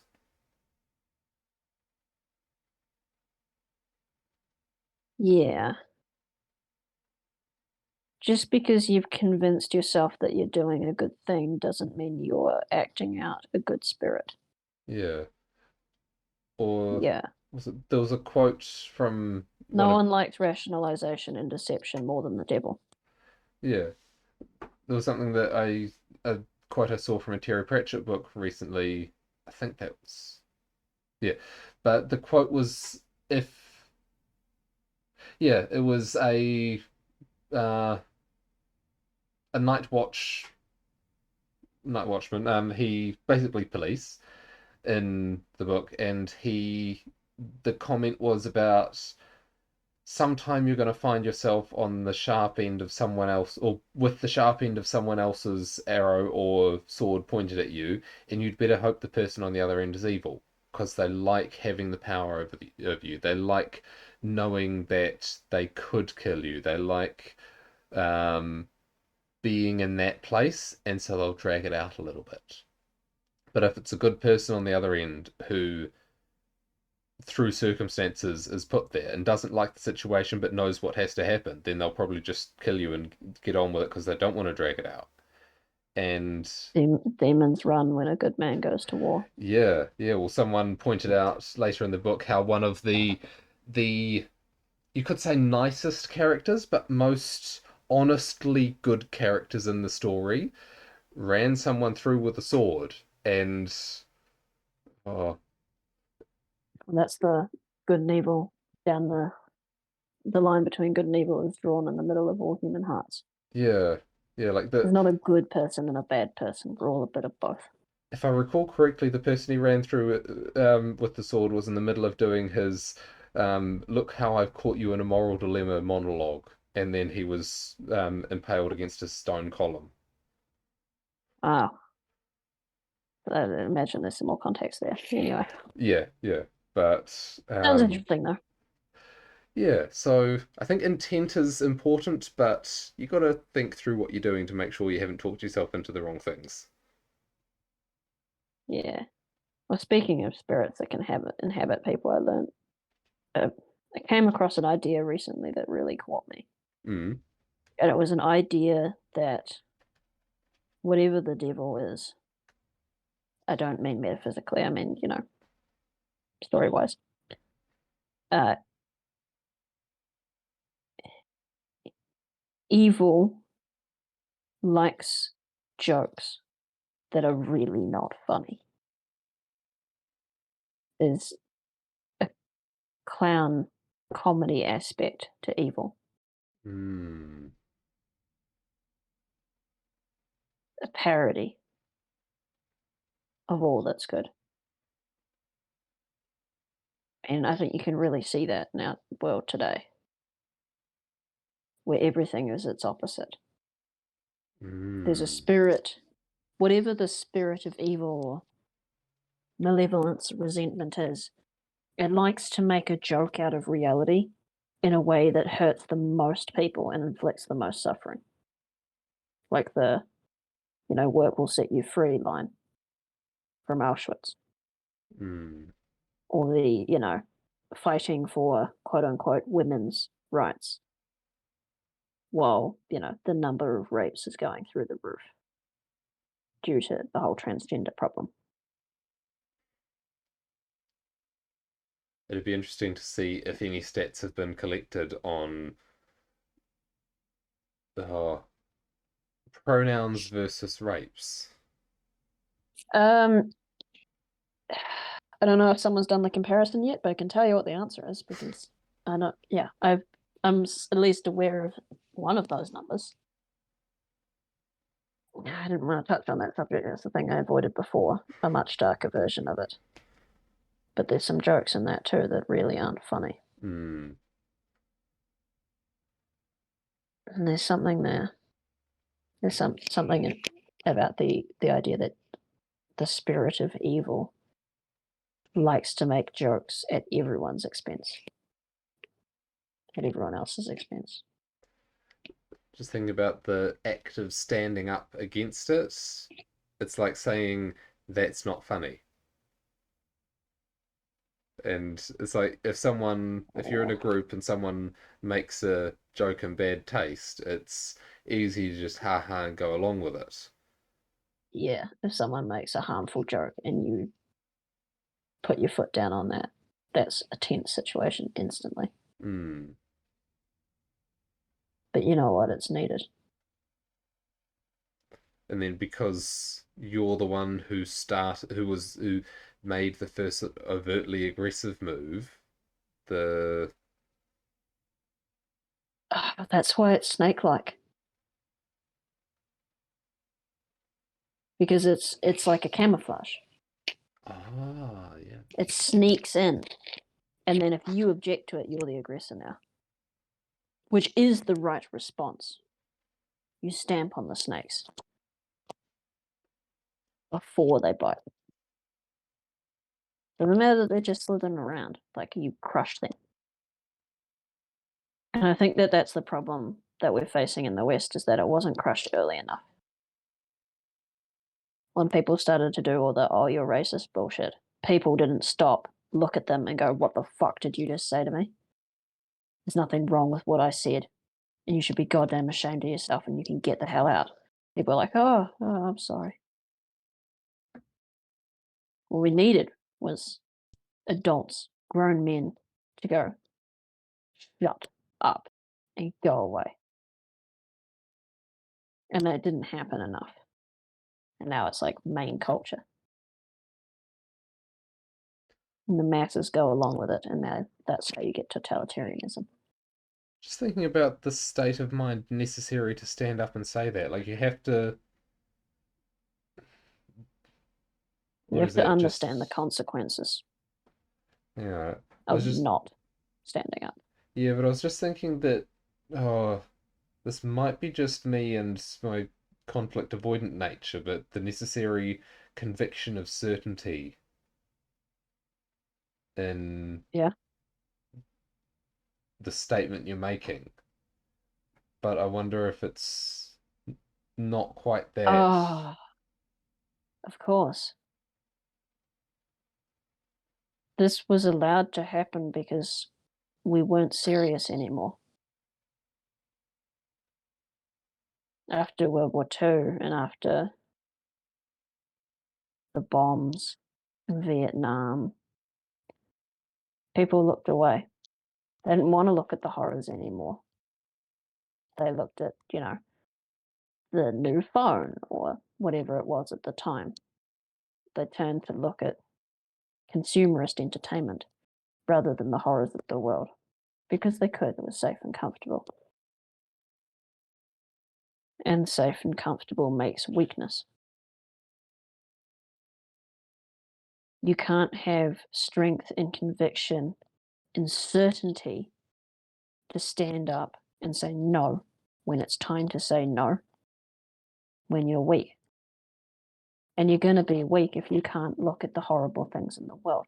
The only way that a person is able to stand up and say, no way in hell you're not going anywhere near that thing, is when they've seen or learnt enough horrors about the world to be wise enough to draw a line in the sand. But if you don't pay attention to the darkness, where do you draw the line?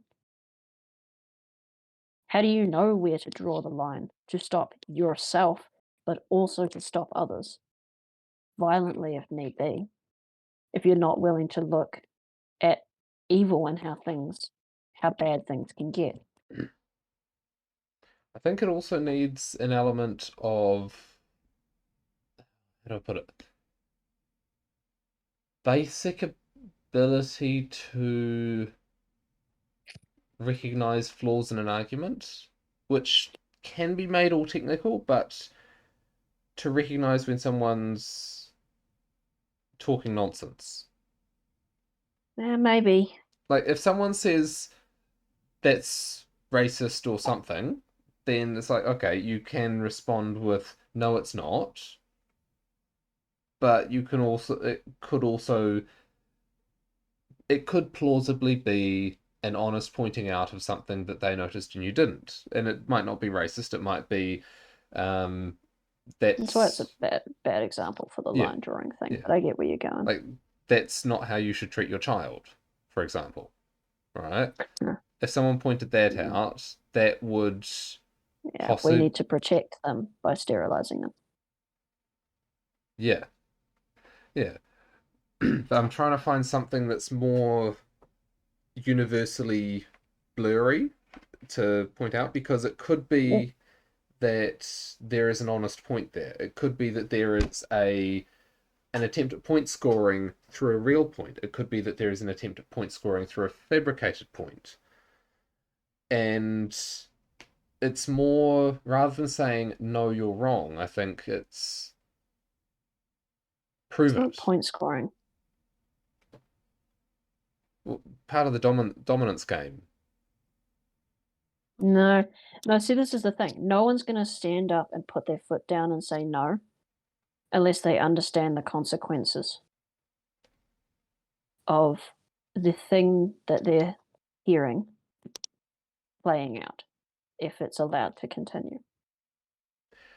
if it is clear that it is just disruptive and harmful and nothing else, then definitely. But I'm wondering if a better challenge to that's more widely applicable might be a good term, would be Got an prove example? it, right?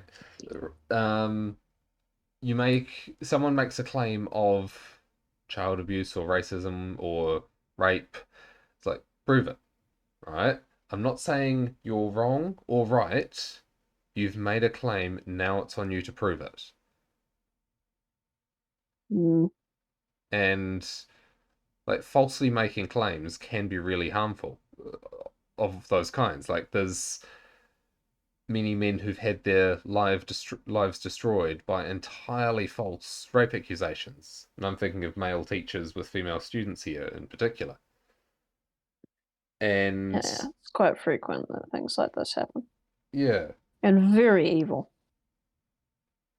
mm, Like I honestly believe that if a woman would do that to a man and it is found that it was not the case, that she should go to prison for the exact term that he would have. You know, falsely accuse people that would get them sentenced for like 15 years. mm. That's unspeakably evil. Unspeakably. And speaking of it. I think it would have to be like there's a difference between the accusation proven true, the accusation proven deliberately false, and Yeah. unable to prove one way or the other. Yeah, it would need to be a flipped on its head trial, you Hmm. know. Proven innocent or guilty beyond a reasonable doubt. And then flipped to the other side, proven innocent or guilty beyond a reasonable doubt, like a second trial, Hmm. rather than just one of them is going down too. Hmm. With Otherwise, you're just going to silence women who make those sorts of accusations. yeah, It's just not good. with full legal support and representation on both sides, of course. It's like there's a reason you have Well, lawyers for yeah, both of them. yeah, yeah, public defendants or whatever else. Yeah, Hmm. yeah, and there would probably not be many cases that would actually go the full extent, and uh, It's just about having that equality on the law. yeah, like that's Yeah. equality. If Oh, yeah. yeah, well, Well, it's not. It's that not because the word equality is just not right here. yeah, fairness. You can't have, yeah, it's fairness. Yeah. Mm. A thing cannot be equal when both sides of the thing are different. This doesn't work that way. I guess The, defamation would be the one to go for. no, I just, like in general, when you were talking earlier, Mm. Yeah, you know, how do you have equality between the sexes? Like, what do you mean? yeah, Like, how do you have equality between toads and caterpillars? Like, sorry, you can't. You may be able to have some kind of fair arrangement yeah. that's negotiated by the two parties, and by all means, that's the point of the political process. Fair arrangements that everyone is happy with, or at least one group is not more unhappy with than the other. Equally upset, Yeah, yes. yeah, like wasn't that Elon's quote when he first bought Twitter before he did all the stupid whatever everyone's ranting about? He said the real solution will be one that no one's happy with, and that's how I know I'll get it right. I got it right, or something like that. Yeah, Like, well, yeah, yeah, that's compromise. Everyone's a little unhappy, but yeah, they're okay with it. yes. I don't like it, but I can live with it. Yeah, exactly. Like, well, this could be better for me. It's like, yeah, but if it was, it'd be worse for the other party. So it's got to be a compromise, and you're not going to have just everything equal between men and women because Hmm. boy, do we not even think the same, let alone talk the same or act the same or interact the same. Yeah, It's like you can't. We don't even do the same jobs. I want equality in the workforce. It's like, okay, yeah, you and the other three female engineers. Have fun. Oh, working with the engineers firm is really weird and it's awkward and we don't get along or I'm not treated equally. It's like, no. you were weird in personality type and interest that made you interested in the things that would make you an engineer for a woman, which is incredibly rare. You're not also going to be able to interact incredibly well in the masculine domain in the way that men do, because that's also incredibly rare. You're like two 1 in a million things together, and you're not 1 in a trillion. So it's just, and even then, there'd still be something that made it weird and different. But you could certainly forge a path and a place in that environment that it's like Yeah, the not a door guy. should be open. Yeah. The door should be open, but no one should tell you it's going to be easy. That applies to You know? life. Yeah. Like, you want to go and do this? The law shouldn't stop you, but it's not going to fucking hold your hand either. And it's certainly not going to punish people for behaving in a way that is human nature, such as, you know, the guys round the cooler talking about a guy thing, and the girl comes up and they don't know what to do. They're not being like horribly sexist and discrimination and not wanting to talk about. They're awkward. Or they were like talking about itching their balls or something, and they don't want to talk to her about that. Oh, there are so You many know? conversations guys have where it's like you're in the middle of it and you think, yeah, if someone heard some snippets of this, there'd be really funny looks, and if not more. Yeah, yeah. I'm really glad that I had my growing up Xbox Live voice chat days before the days of cancel culture and like ubiquitous hacks and recordings. Like no one recorded anything. You could say anything to anyone, and no one reported it. It's just not that case anymore, and I'm really glad that there's not some record of that somewhere. Please hope there's not. Oh my god, oh, I'm in trouble. Not to mention Discord for that matter. Early on, Oh yeah. but I don't think so. Like I've discovered legitimate white supremacist Discords, and they're just like active, chatting away, doing their thing, posting their Holocaust denier screenshots or whatever. Like they're still there on Discord. So clearly Discord's not like super concerned and monitoring everyone's chats. Hmm. So that's good, in my opinion. Let them have their dumb little corner. Although I'd rather they put it on Facebook and then got ripped to shreds for it. Not cancelled, but logicked. Yeah. I'm concerned about where that's going though. The white supremacy stuff. No, Being cancelled. no, what is true? Hmm. You know, I have this photo that shows this thing. Oh. It's like, well, maybe, but also no. Like, Yeah. what's going to happen? You can't trust any evidence. AI, make me a That video of is, this person committing this crime. yeah, exactly. That's already the case with like deep fake porn, which is really terrifying and no one wants to look at. Yeah. Um, Because then it's like that's just, going to be a real problem. it makes the whole lot inadmissible because it's like a lawyer can just argue you can't prove, oh, Yeah, so we yeah. can't Video prove that evidence it's is dead. not. Yeah. Yeah, unless there was some kind of way that we could cryptographically sign all images to like a device ID or something, then maybe you could be like, this was location and time stamped in the cryptographic signature for this piece of media when it was taken, and it has not been altered. Hmm. Like, that's very technically possible. And that could be cool. Comes with its own downsides, but it solves this problem a little bit. Hmm. I reckon the real solution is going to be we're going to stop interacting with the internet the way that we do now. Um, I don't know if anyone else has noticed, but like all forms of search engines have just got really shit recently. But I think the way the internet is going to go is that we're going to have a AI agent interface with it for us, and that we're going to interface with the AI agent. It will go out and browse things and correlate things together and filter out language that would suggest that a person is a, a psychopath or a malignant narcissist or likely to be deceiving, and probability scale everything on the internet and then come back with results.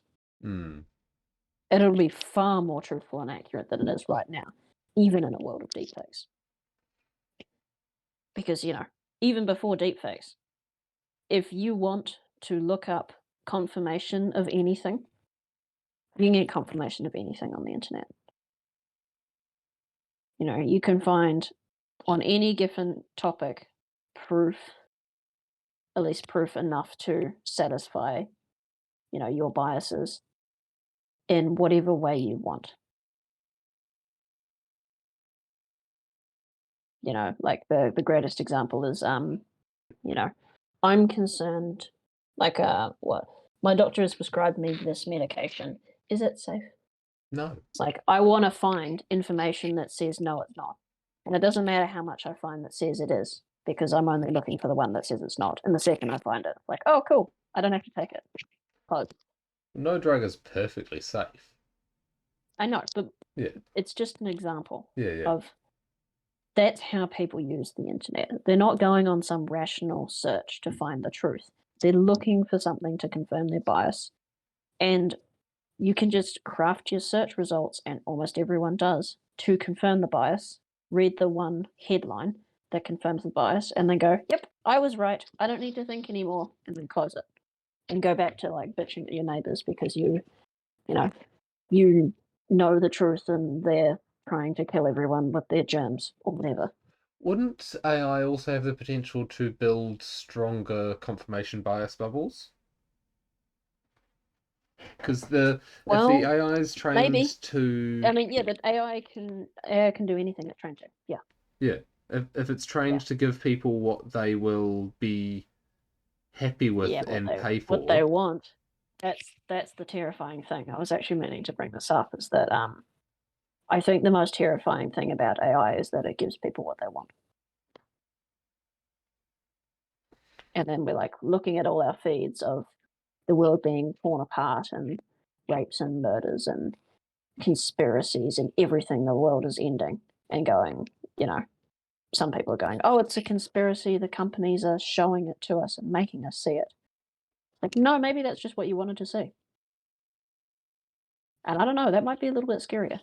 mm, That like the dark parts of your soul are exposed because the AI knows and sees based on your reaction what you engage with. And what you engage with is because we got some dark parts being human beings. Um, but to your question, it all comes down to how the AI is trained. And how the AIs will be trained, it will be based entirely upon the ethics of the individuals making them. And that's the future of humanity resting on those people's shoulders. I feel like AI is gonna be not as bad as feared and not as good as hoped. Yeah, Because yeah. I think it's going to be useful, but kind of dumb. yeah, That's my honest answer. Like and really, really intelligent, but stupid. yeah, yeah. Like if you have the ability for anyone to make an AI to do things it has been trained on, you're going to have hacker AIs. Yeah, And you're going to have. It's basically. Okay, here's an AI that tells you stuff. It's able to be even more coherent than scammy stuff now, but it's even less trustworthy in a sense, unless you've got a trusted AI that hasn't been hacked, and you have to trust that it hasn't been hacked, and then you have the constant arms race to try and compete in hacking, but you have a locally hosted AI on your machine that's trained in possibly an open source way, Mm. and then it's like, okay, I trust this one because know I this think one. the word AI is leading everyone astray. Yeah, what does AI Because, like, mean? well, we've had algorithms for a really long time,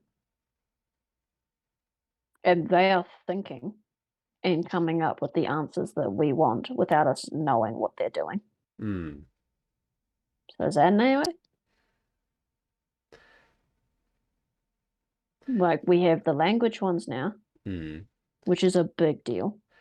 And when people think AI, Um, they think like yeah, human in like a box. AGI is Yeah, what we're thinking about. yeah. Yeah, But this is, I think I yeah. I called have it. some thoughts on AI. I don't know if you want to go into it Hmm. now, but Yeah, yeah, we can. um, what AI is going to be is really weird because we are AI's environment in the natural selection sense, Hmm. and we change like a lot more than nature. Then again, it evolves faster because it's like dying every time that you talk to it, and you know, mini genocide if it has any kinds of, I don't know what consciousness is anyway, so I doubt it. Spiritually, I don't believe that they will have it, but you know, who knows? Um, Currently, the large language model AIs are systems designed to generate restatements of what they've seen before. Hmm. I struggle to think how an AI, like a large language model, would interact with something that is truly foreign to it. I They suspect you'd end can't up with gibberish. really, yeah, they can't really integrate anything. Like what the AIs, the large language models we have built, are really good at, and what they are is the system one left brain rationalization of the world machine. The little bit of your brain that's like, this happened because of this, and I know this, even though it's often wrong. It's a Hmm. piece of the brain, Yeah. but it's a really small piece. I've conceptualized it as just really good predictive text. Yeah, yeah, that's what it is. And that's what our speech center effectively is. Hmm. Um, which is a little concerning, considering that, like, it seems when you don't pay too close of attention that the entire world runs on that speech center of the brain, and it's effectively just predictive text and like post hoc reasoning for other motivations. But um, that part of the brain is not the important part. It may be very good at doing a few things, like we built a piece of the brain, Hmm. but it's really not. It's not a system. It's not a self-contained system. It doesn't have motor inputs and outputs. It's not embodied, encapsulated. It can't deal with true unknowns. It doesn't have any process to encounter the true unknown, translate, encapsulate, extract out new meaning from it. It can't generate anything. Hmm. Even though that's all we're doing all day with it is generating, generating, generating. It's a scribe. It's We're gonna have an AI produces an article referencing AI produced articles, which reference AI yeah. produced articles in a ladder down to Well, something lost. even if it's representing human articles, it can only use what has come before. It can't Hmm. make the new thing. It's not a creative engine. It's not. It's a Hmm. writing engine for what it knows effectively. It can, rant effectively or write well Although on things that it's seen. its ability to script programs is slightly different, but similar in kind. Like here is a Yeah, pattern. but it's trained on that. It's trained on a mountain of programming from before. Yeah. And like, yeah, we can introduce new training sets to update it, but it's like I don't know. It's like if you encapsulated at its ultimate level, if we keep pushing with it, it's like encapsulating the sum total of human knowledge and making it a chatbot so you could question it and get it to write things for you. It's like that's an amazingly useful tool.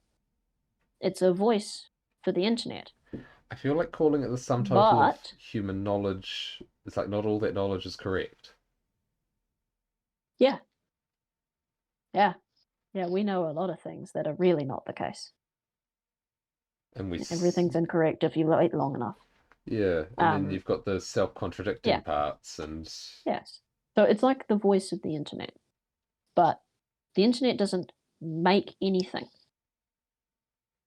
It's just the place where we put things. And I think that's what the large language models are. They're the storage bank that can re-spit out and answer questions like accessing a database. But they don't generate anything. No, they're not a creative force.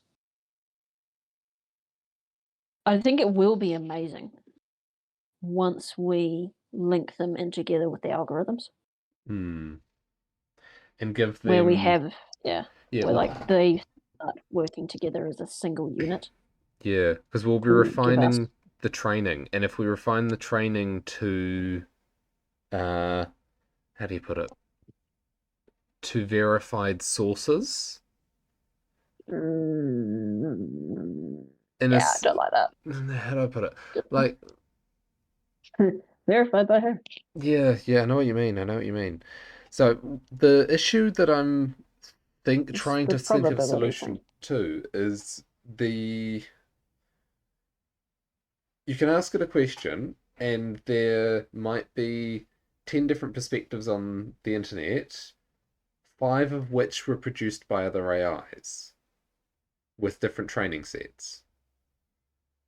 And given sort of something like entropy, gradual accumulation of chaos, if you have a steady accumulation of AI produced material, Ah, I see where you're going here. It's corrupting the database. yeah, that's it. Yeah, yeah. So Yeah, you, like you could have an AI that's trained on the source of human knowledge, and yet gets things wrong sometimes. But it's based on a somewhat valid data set. But as mm, other AI come in, and especially if it starts self-referencing things that it's created, it just loses signal and becomes noise. yeah, We slow transition to it becoming really shit and useless because it's referencing all this like auto-generated text crap that's not important. mm, Like there's an idea of bringing it down in scope and being really selective with the things that it's trained on. mm, Like Peterson's talked about, he's made one that is only based on the King James Bible, and that you can ask it questions and it will answer them. yeah, Like it's whatever structural framework that they've developed, you're able to extract that out and then apply it to smaller text. Where it's like, understand this well enough to have it so that I can ask this book a question and it will oh, answer me as the book. God, Like that I that's love. killer. It's like, That's okay, killer. yeah, yeah, it's like, it's, Because it's all signal. so you And you can take, select the highest quality possible signal. Like you could be asking Socrates questions. yeah, yeah, you take a book, sorry, you take an AI seed, say, and feed it certain works of philosophy and literature, and then ask that AI the questions, or you Yeah. get And all we're the all old. going to have one. will have a personalized one that you can say, I like this sauce. I don't like that sauce. I like this one, not that one. And over time, as it become, it'll be a companion with you throughout life. It'll learn as you do and be like a second part of your brain. It'll be cyborg with you, effectively. Like our phones are the memory source of our brain now. We used to be pre-literate, verbal creatures. We remembered everything. And then we became literate. We wrote down things and then forgot them because we don't need to remember things anymore because we can write them down and then read them in books. And now we're at the step beyond that now, where the phone in our pocket is a part of our brain. It's our memory bank and a communicator in certain ways. We are cyborgs already. Just because the technology is outside our skin doesn't mean they're not symbiotic with us. I don't think you can make the argument anymore that we're not cyborgs. The AI part of this will be giving a voice to that data, Mm. a voice to those memories. Every book you've ever been interested in or read or didn't read, you can give it to that and then ask it questions. It's like introducing a new person at the Council of Me table. I just searched make your own large language model AI. First link, how to train your own language model. Yeah, I think you can run them on most hardware now. Like they've managed to bring down the computation enough that desktop computers can run them. Nano GPT. Yeah, yeah, yeah. They've scaled it down. Obviously, it's not going to be as good or whatever, but you know, I've just been thinking about this. Like, okay, yeah, AI everywhere. Google's AI. God, I don't want to deal with it. But if I had my own one, custom trained on material that I picked, You could that's a make little terrifying. you could make some really funny ones, like feed it the works of Terry Pratchett. Yeah, give it nothing but South Park transcripts. Yeah. Oh God. The spirit of South Park. Tell me a joke. That's not going to go well, but you could do it. But Yeah. then you could have it with you as a continual thing. Oh, I Mm. want to. I heard about this book that's interesting. I will give it to the AI. AI consumes the book, and now it has integrated it with the rest of its knowledge. And anytime you ask it a question, now it may reference the book or incorporate new ideas into its model. Yeah, and then the training set would be the thing that, well, the AI system itself would be developed, but there'd be just as much development in the training set, I can imagine. Like open source AI, essentially, where what you develop as the training set. So, like, okay, here's a good training set for strong classical logic. Here's a good, Mm, and then you can sort of rate different. like prompt engineering. I guess, yeah, yeah. But like, if Yeah. you want your AI to pick up whenever there's a logical fallacy in the material it absorbs, could Yeah, it there'll do be that? toggles for that. Yeah, How much, like creativity dimension. I How get, much are you able to handle and tolerate difference difference and conflicting ideas in the same model? I'm How think, loosely or tightly are you bound? yeah, How much borders do you want around things, or how much are you allowed to have flexibility and let ideas and connect? That is quite literally a creativity slider. yeah, and how much Oh, you trust or emphasize certain sources, like mm. something that, or a oh, there's, oh god, there's going to be a party AI. yes, yeah, it's like a As source long as of. I can have mine and I can drink a beer and talk to mine and watch it make fun of the party AI, then I'll be happy. Oh God, the internet is gonna bloat even more. Oh wait, no, no. You can disconnect from the internet. Yeah, we won't need Oh, to because oh God. they'll do the communication for us. Like I said, they're going to be the go between. A, between us. there's a book I found on my shelf recently, which I think I found it in the secondhand shop and grabbed it because this is cool. It's a book of mathematical tables, which sounds really boring. It's how they did big calculations before computers. Um, but Yeah, yeah, yeah. it's also like you don't have the internet because it hasn't been invented, and you'll need to do maths. You don't know which sort of maths, but here's a book, and it's not sort of from the theoretical basis that engineering textbooks are. It's you want to do translations between coordinate systems. Here is a few paragraphs telling you how to do it. I would like to say, by the way, seeing as we're on the AI topic, that the reason why I went with Apple's phones instead of the Android ones is largely to do with this idea. Hmm. Um, One, I don't trust Google for like obvious reasons. Hmm. Everyone's going to be going after AI, and they have been for a long time. They just really haven't been talking about it. But I noticed in the whole um, AI assistant race in the early days, before people really thought about them as AIs, they were just sort of like virtual assistants or whatever they call them, Hmm. and set your reminders or whatever. That in the early days of announcing them and describing how they worked,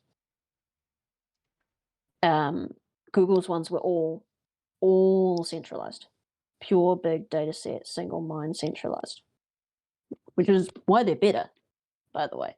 Hmm. Um, but Apple always pitched theirs as more of a distributed system, where there was some core features, but they pitched it more as your Siri is on your phone, Hmm.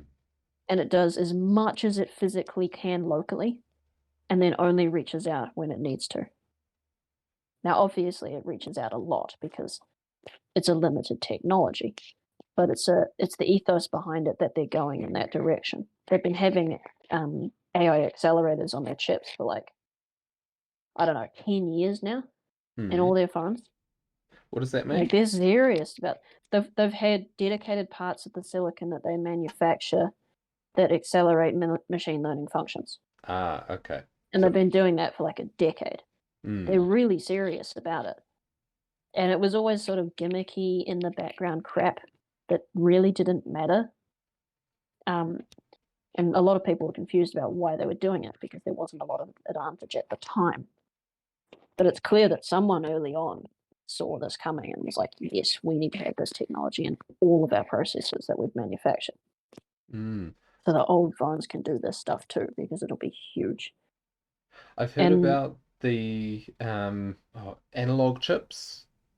yes, yeah, yeah, Because the AIs, as I understand it, are built around neural nets where you have basically a whole lot of analog relationships between nodes. Like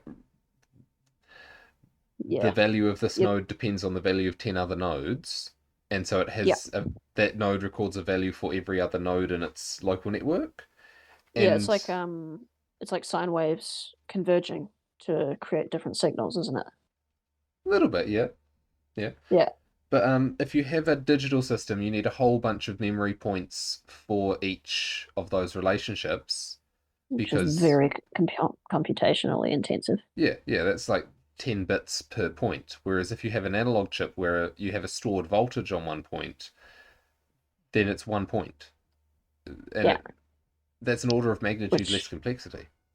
which I think is also where the oh, there's your frat neighbors.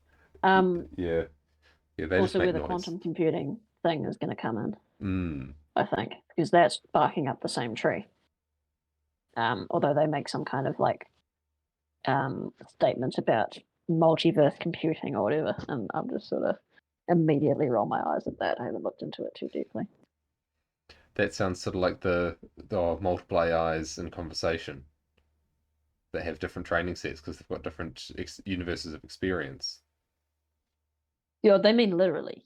Like they're making the claim that a quantum computer can compute in this universe in every multiverse simultaneously or some Oh, crap. And I'm like, okay, that's a extraordinary claim, and you got no evidence. So we'll see how you do. It feels like they're playing semantics. Yeah, that's a very markety term. I'm like, yeah, Hmm. I doubt that, but we'll see. The quantum entanglement effects are real and do have an effect on the quantum computers. So you know, I want to see how it see. shakes out. I want to see if the quantum computers end up sensitive to things that uh, people don't think about to start with. Yeah, Like, I think they might be.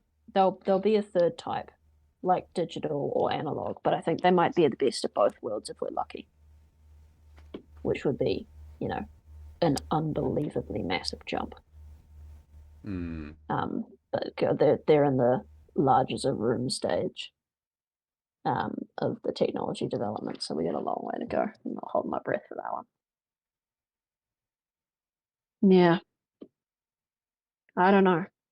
I don't know what's coming, but it could be pretty amazing, hmm, and there's a good chance that it will be because love or hate the internet. That Streisand effect is great. Streisand effect? Yeah, you don't Not know the Streisand effect? no.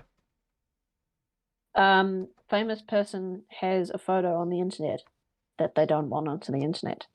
So they try and get it off the internet. What happens to that photo? Everyone has a look at it. Yeah, it is like infinite more reach than it was before.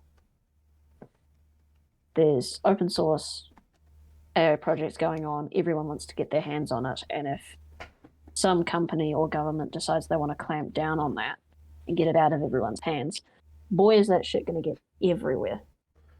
Oh yeah, the hackers are probably already hacking the AI companies and pulling copies of the software off. Oh, they already have, yeah. Yeah. Um, yeah, it's going to be a mess, but it'll be funny and interesting. And there's some real optimism coming out of that. Hmm. Um, Obviously, there's a darker side, of course, but um, I try not to worry too much about the darker sides of anything anymore because you know we're at the point now. It's there's a good reference with AI too, which is like the more power you have behind a wish, the worse it goes wrong for you. Hmm. Like a leverage effect. Yeah. If you put infinite power, like the power of God or whatever, behind a wish, if that wish isn't as straight as a fucking arrow, you're going to get obliterated, and it's going to be horrible for you.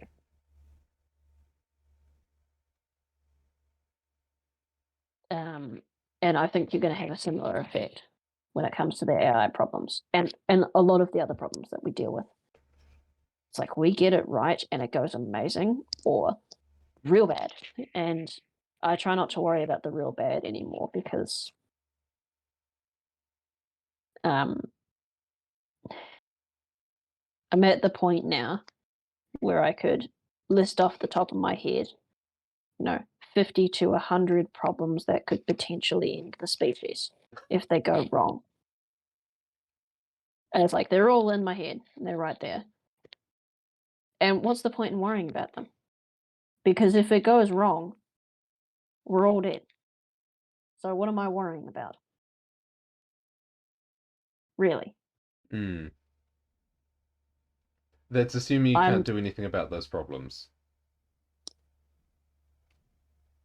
Yeah, we can't do anything about those problems if they go that way. Yeah. And the only reason that they haven't gone that way, the ones I'm thinking of, are pure luck and chance that the universe happens to be aligned in such a way that that doesn't happen. Hmm.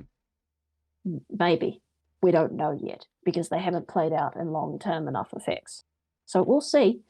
Um, but if they do go that wrong, we're all dead. So I don't worry about them anymore. Now, when it Well, was like one of them. Pick an example like the forever chemicals and plastics destroying the reproductive ability of the species. You pick one like that, it's like, holy shit, this is a big problem, we need to solve this, oh my god. But when there's like 50, you kind of go, well, there's no point freaking out about this because we're not going to solve it. And maybe someone will solve this one and someone will solve that one and things will go better. But I can't solve all of them and there's no point me stressing about it. That makes me think about the ideologies, because they're really there is this only one problem thing, aren't they? This is the one problem, and all you need to do is care about this one problem and save this one problem, fix this one problem, and you save the world. And you break someone out of an ideology by being like, okay, one, it's not the only problem, and two, if you ignore all the other problems in favor of only solving that one, you will make every other problem in the world infinitely worse, and you won't even solve the one that you're complaining about. You'll probably make that worse too. Yeah, an ideological person thinks there's only one problem threatening the planet or the people or the country or themselves. When they realize that there's like 50, that's when they go, oh, and sort of calm down, because shit's complicated and they're not going to solve it. They don't have the answers to 50 questions that may destroy the planet. And that's actually kind of relaxing. Yeah. Because I'm not the main it's character. not on you. Yeah. We ain't the main character in this show. And that's good. We're all just NPCs waiting for the superhero to show up. What a nice point to end on. Yay! The world's probably doomed, so don't worry. Yeah. Well, no. No. Okay, wait. I want to put an asterisk on that. In the secular worldview, oh yeah, we're doomed. So it doesn't matter. In the spiritual worldview, we're golden. So it doesn't matter. Might take a while, but yeah. There's higher powers at work. Yeah. I think that's the fundamental difference between atheists and believers of any kind, of any religion. That an atheist looks at the world and goes, oh my god, we're fucked, everything's going to go wrong and we're all going to die. And religious person looks at the world and goes, wow, this place is fucked. But this whole thing is set up in such a way that it's a game for whatever purpose, I don't know. But it's done intentionally, and it's not done to punish us because the person or thing that did it intentionally is good. So I'm not going to worry about it, and I'm just going to enjoy my life and believe that things will work out. It's almost like a car where every time it crashes, it just turns into a different model of car. And it's repeated crashes. Transformers. Da, da, da, da. Oh, there's some overdone tropes. Fucking hell. I must be tired if I'm to make jokes like that. That was cringy. Oh well, I think that was a good ramble. Yeah, I need to go and sleep. I gotta get up and do another 12-hour day. You're not having a weekend this week? No, we get one day. One day during cover a week. Oh well. I mean, 6, 10 to 12-hour days. Well, do your work and you'll get your break later. Oh, well. It's good. It doesn't bother me. For some reason, I kind of love it. I'm at the end of the day, I look at my clock and it's 12 and a half hours for my break. And I was never unhappy at any point throughout this day. So, that's interesting. I don't know. Weird. Yeah. I think my mic's picking up the plane at the nearby airport. Just the rumble in the background I'm seeing on the bars. Oh, you out by the airport there? I didn't remember. Rickerton. but I think the Oh, you atmospherics are moved. piping the sound over because of an inversion. Speaking of gross shit, Mm. maybe we could touch on this next time. You remember I had the whole spiritual revelation thingy about going and doing something else with my life and then fell to pieces and wasn't sure and then was confused about why I had a spiritual experience. Yes. Oh, it's come back around again. And at least this is a teaser for next time. I remember saying that my problem was that I'll never make as much money as I do right now if I go and do this thing. Mm. And the answer is the point of life isn't to make money. Yep. Why am I chasing that? And I also enjoy what I do right now. The point of life isn't to enjoy my time here. Well, that's the sort of thing that's worth raging at for a little while and grumpily getting on with. No, no, that's a terrible, terrible way of approaching that. Those things I just said, those are good things. It's not about me. It's not about acquiring wealth for myself to look cool. And it's not about spending my life in momentary pleasure. I need to do something worth my time. And the only thing worth your time is helping others and helping make the world a better place. And I'm going to do that, even if it means I give up money. Because I don't want to die and look back on my life and be like, well, I didn't do anything to help anyone else because I wanted more money. Seems like a More money worthy to spend goal. on what? Yeah. So I'm going to go become a psychologist. It's going to take me a long time to do it. I'm going to try and do it while I'm still working here at the farm. I'm going to look into Peterson Academy, which is coming out in a couple of months. I'm pretty Ooh. keen for that. It's this November, my birthday. Well, that sounds like a I don't little bit know of if it's on my serendipity. birthday, but it's in the month. So I'm going to take it. Yeah. I'm going to look into that. I'm going to start getting serious about reading, taking notes, writing papers on books on my own time before I even go to any form of education. Apart from the Peterson thing, I'll probably do a remote degree of some kind, which, yeah, will be low quality. But then I can go do like a 1 year master's at a good college as a capstone to that, which will Mm. get rid of the low quality degree problem. And then I'll go find some small town to help people. That's a worthy goal. Yeah. We all got trauma and we pass it on to our children and it makes the world worse. And to have someone around who can listen and help and try and make things better, that's good. And I seem to be good at that, so I should do it. It's not saving the planet. I'm not being a politician and trying to make changes on energy and education front, which I could probably do, but my hubris would probably get the better of me.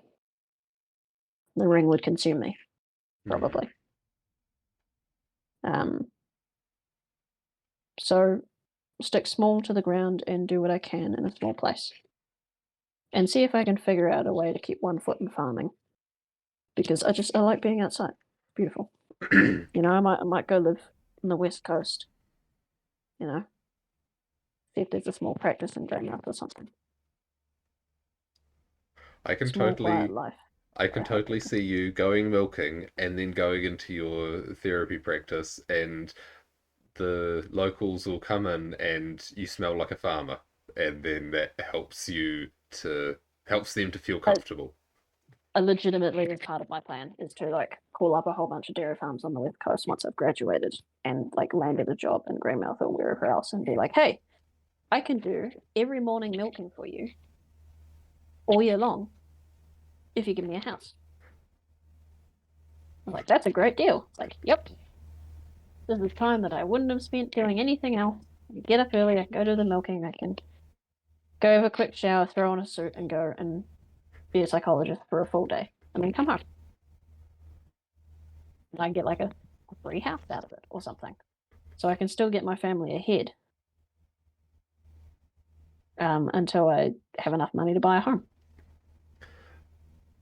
Speaking of which, part of this vision is a massive cut down on all forms of consumerism for me,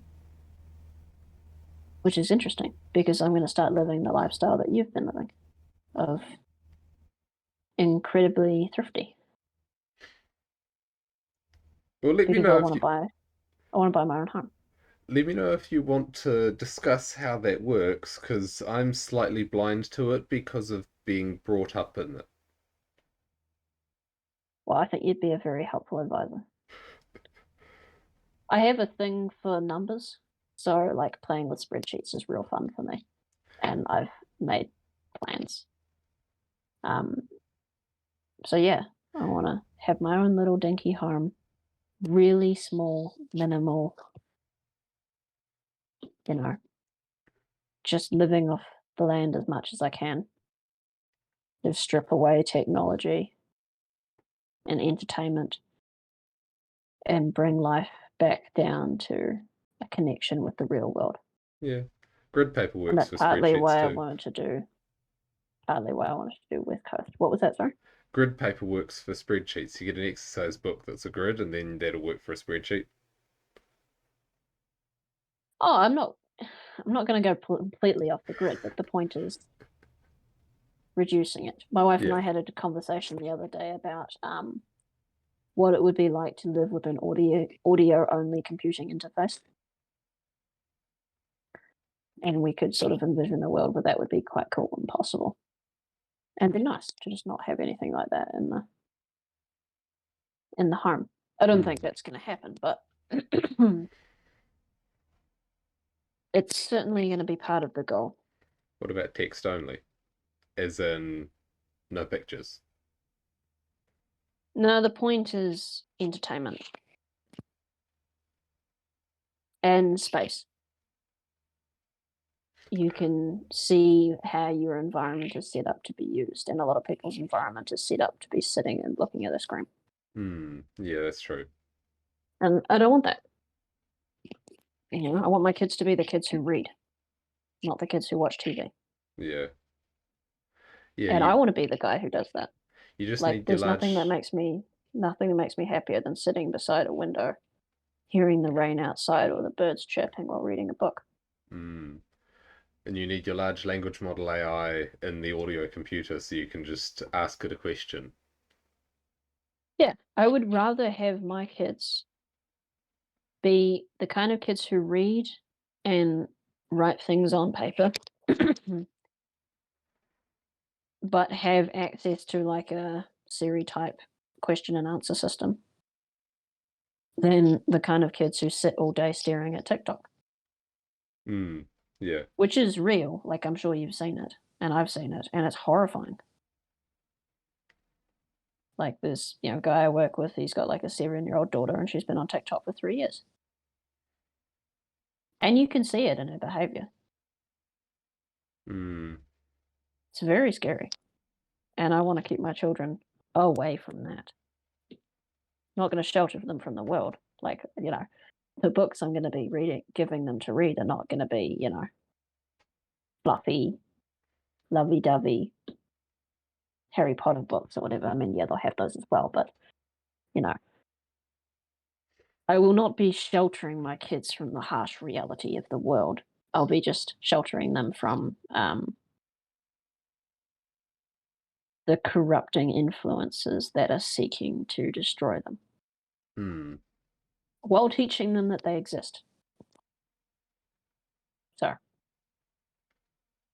Anyway, we should go to yeah, bed. should. My throat's getting sore. I need something to drink. Yep. Oh well. Good talk. Good night. And good Yeah, luck. that was good. Thank you. You too. Didn't Yep. tell me about your dating stuff. You have to fill us in next time. Oh, nothing more's happened. Oh, oh well. Good Yeah. luck with that too. Thank you. Night, Bye. mate.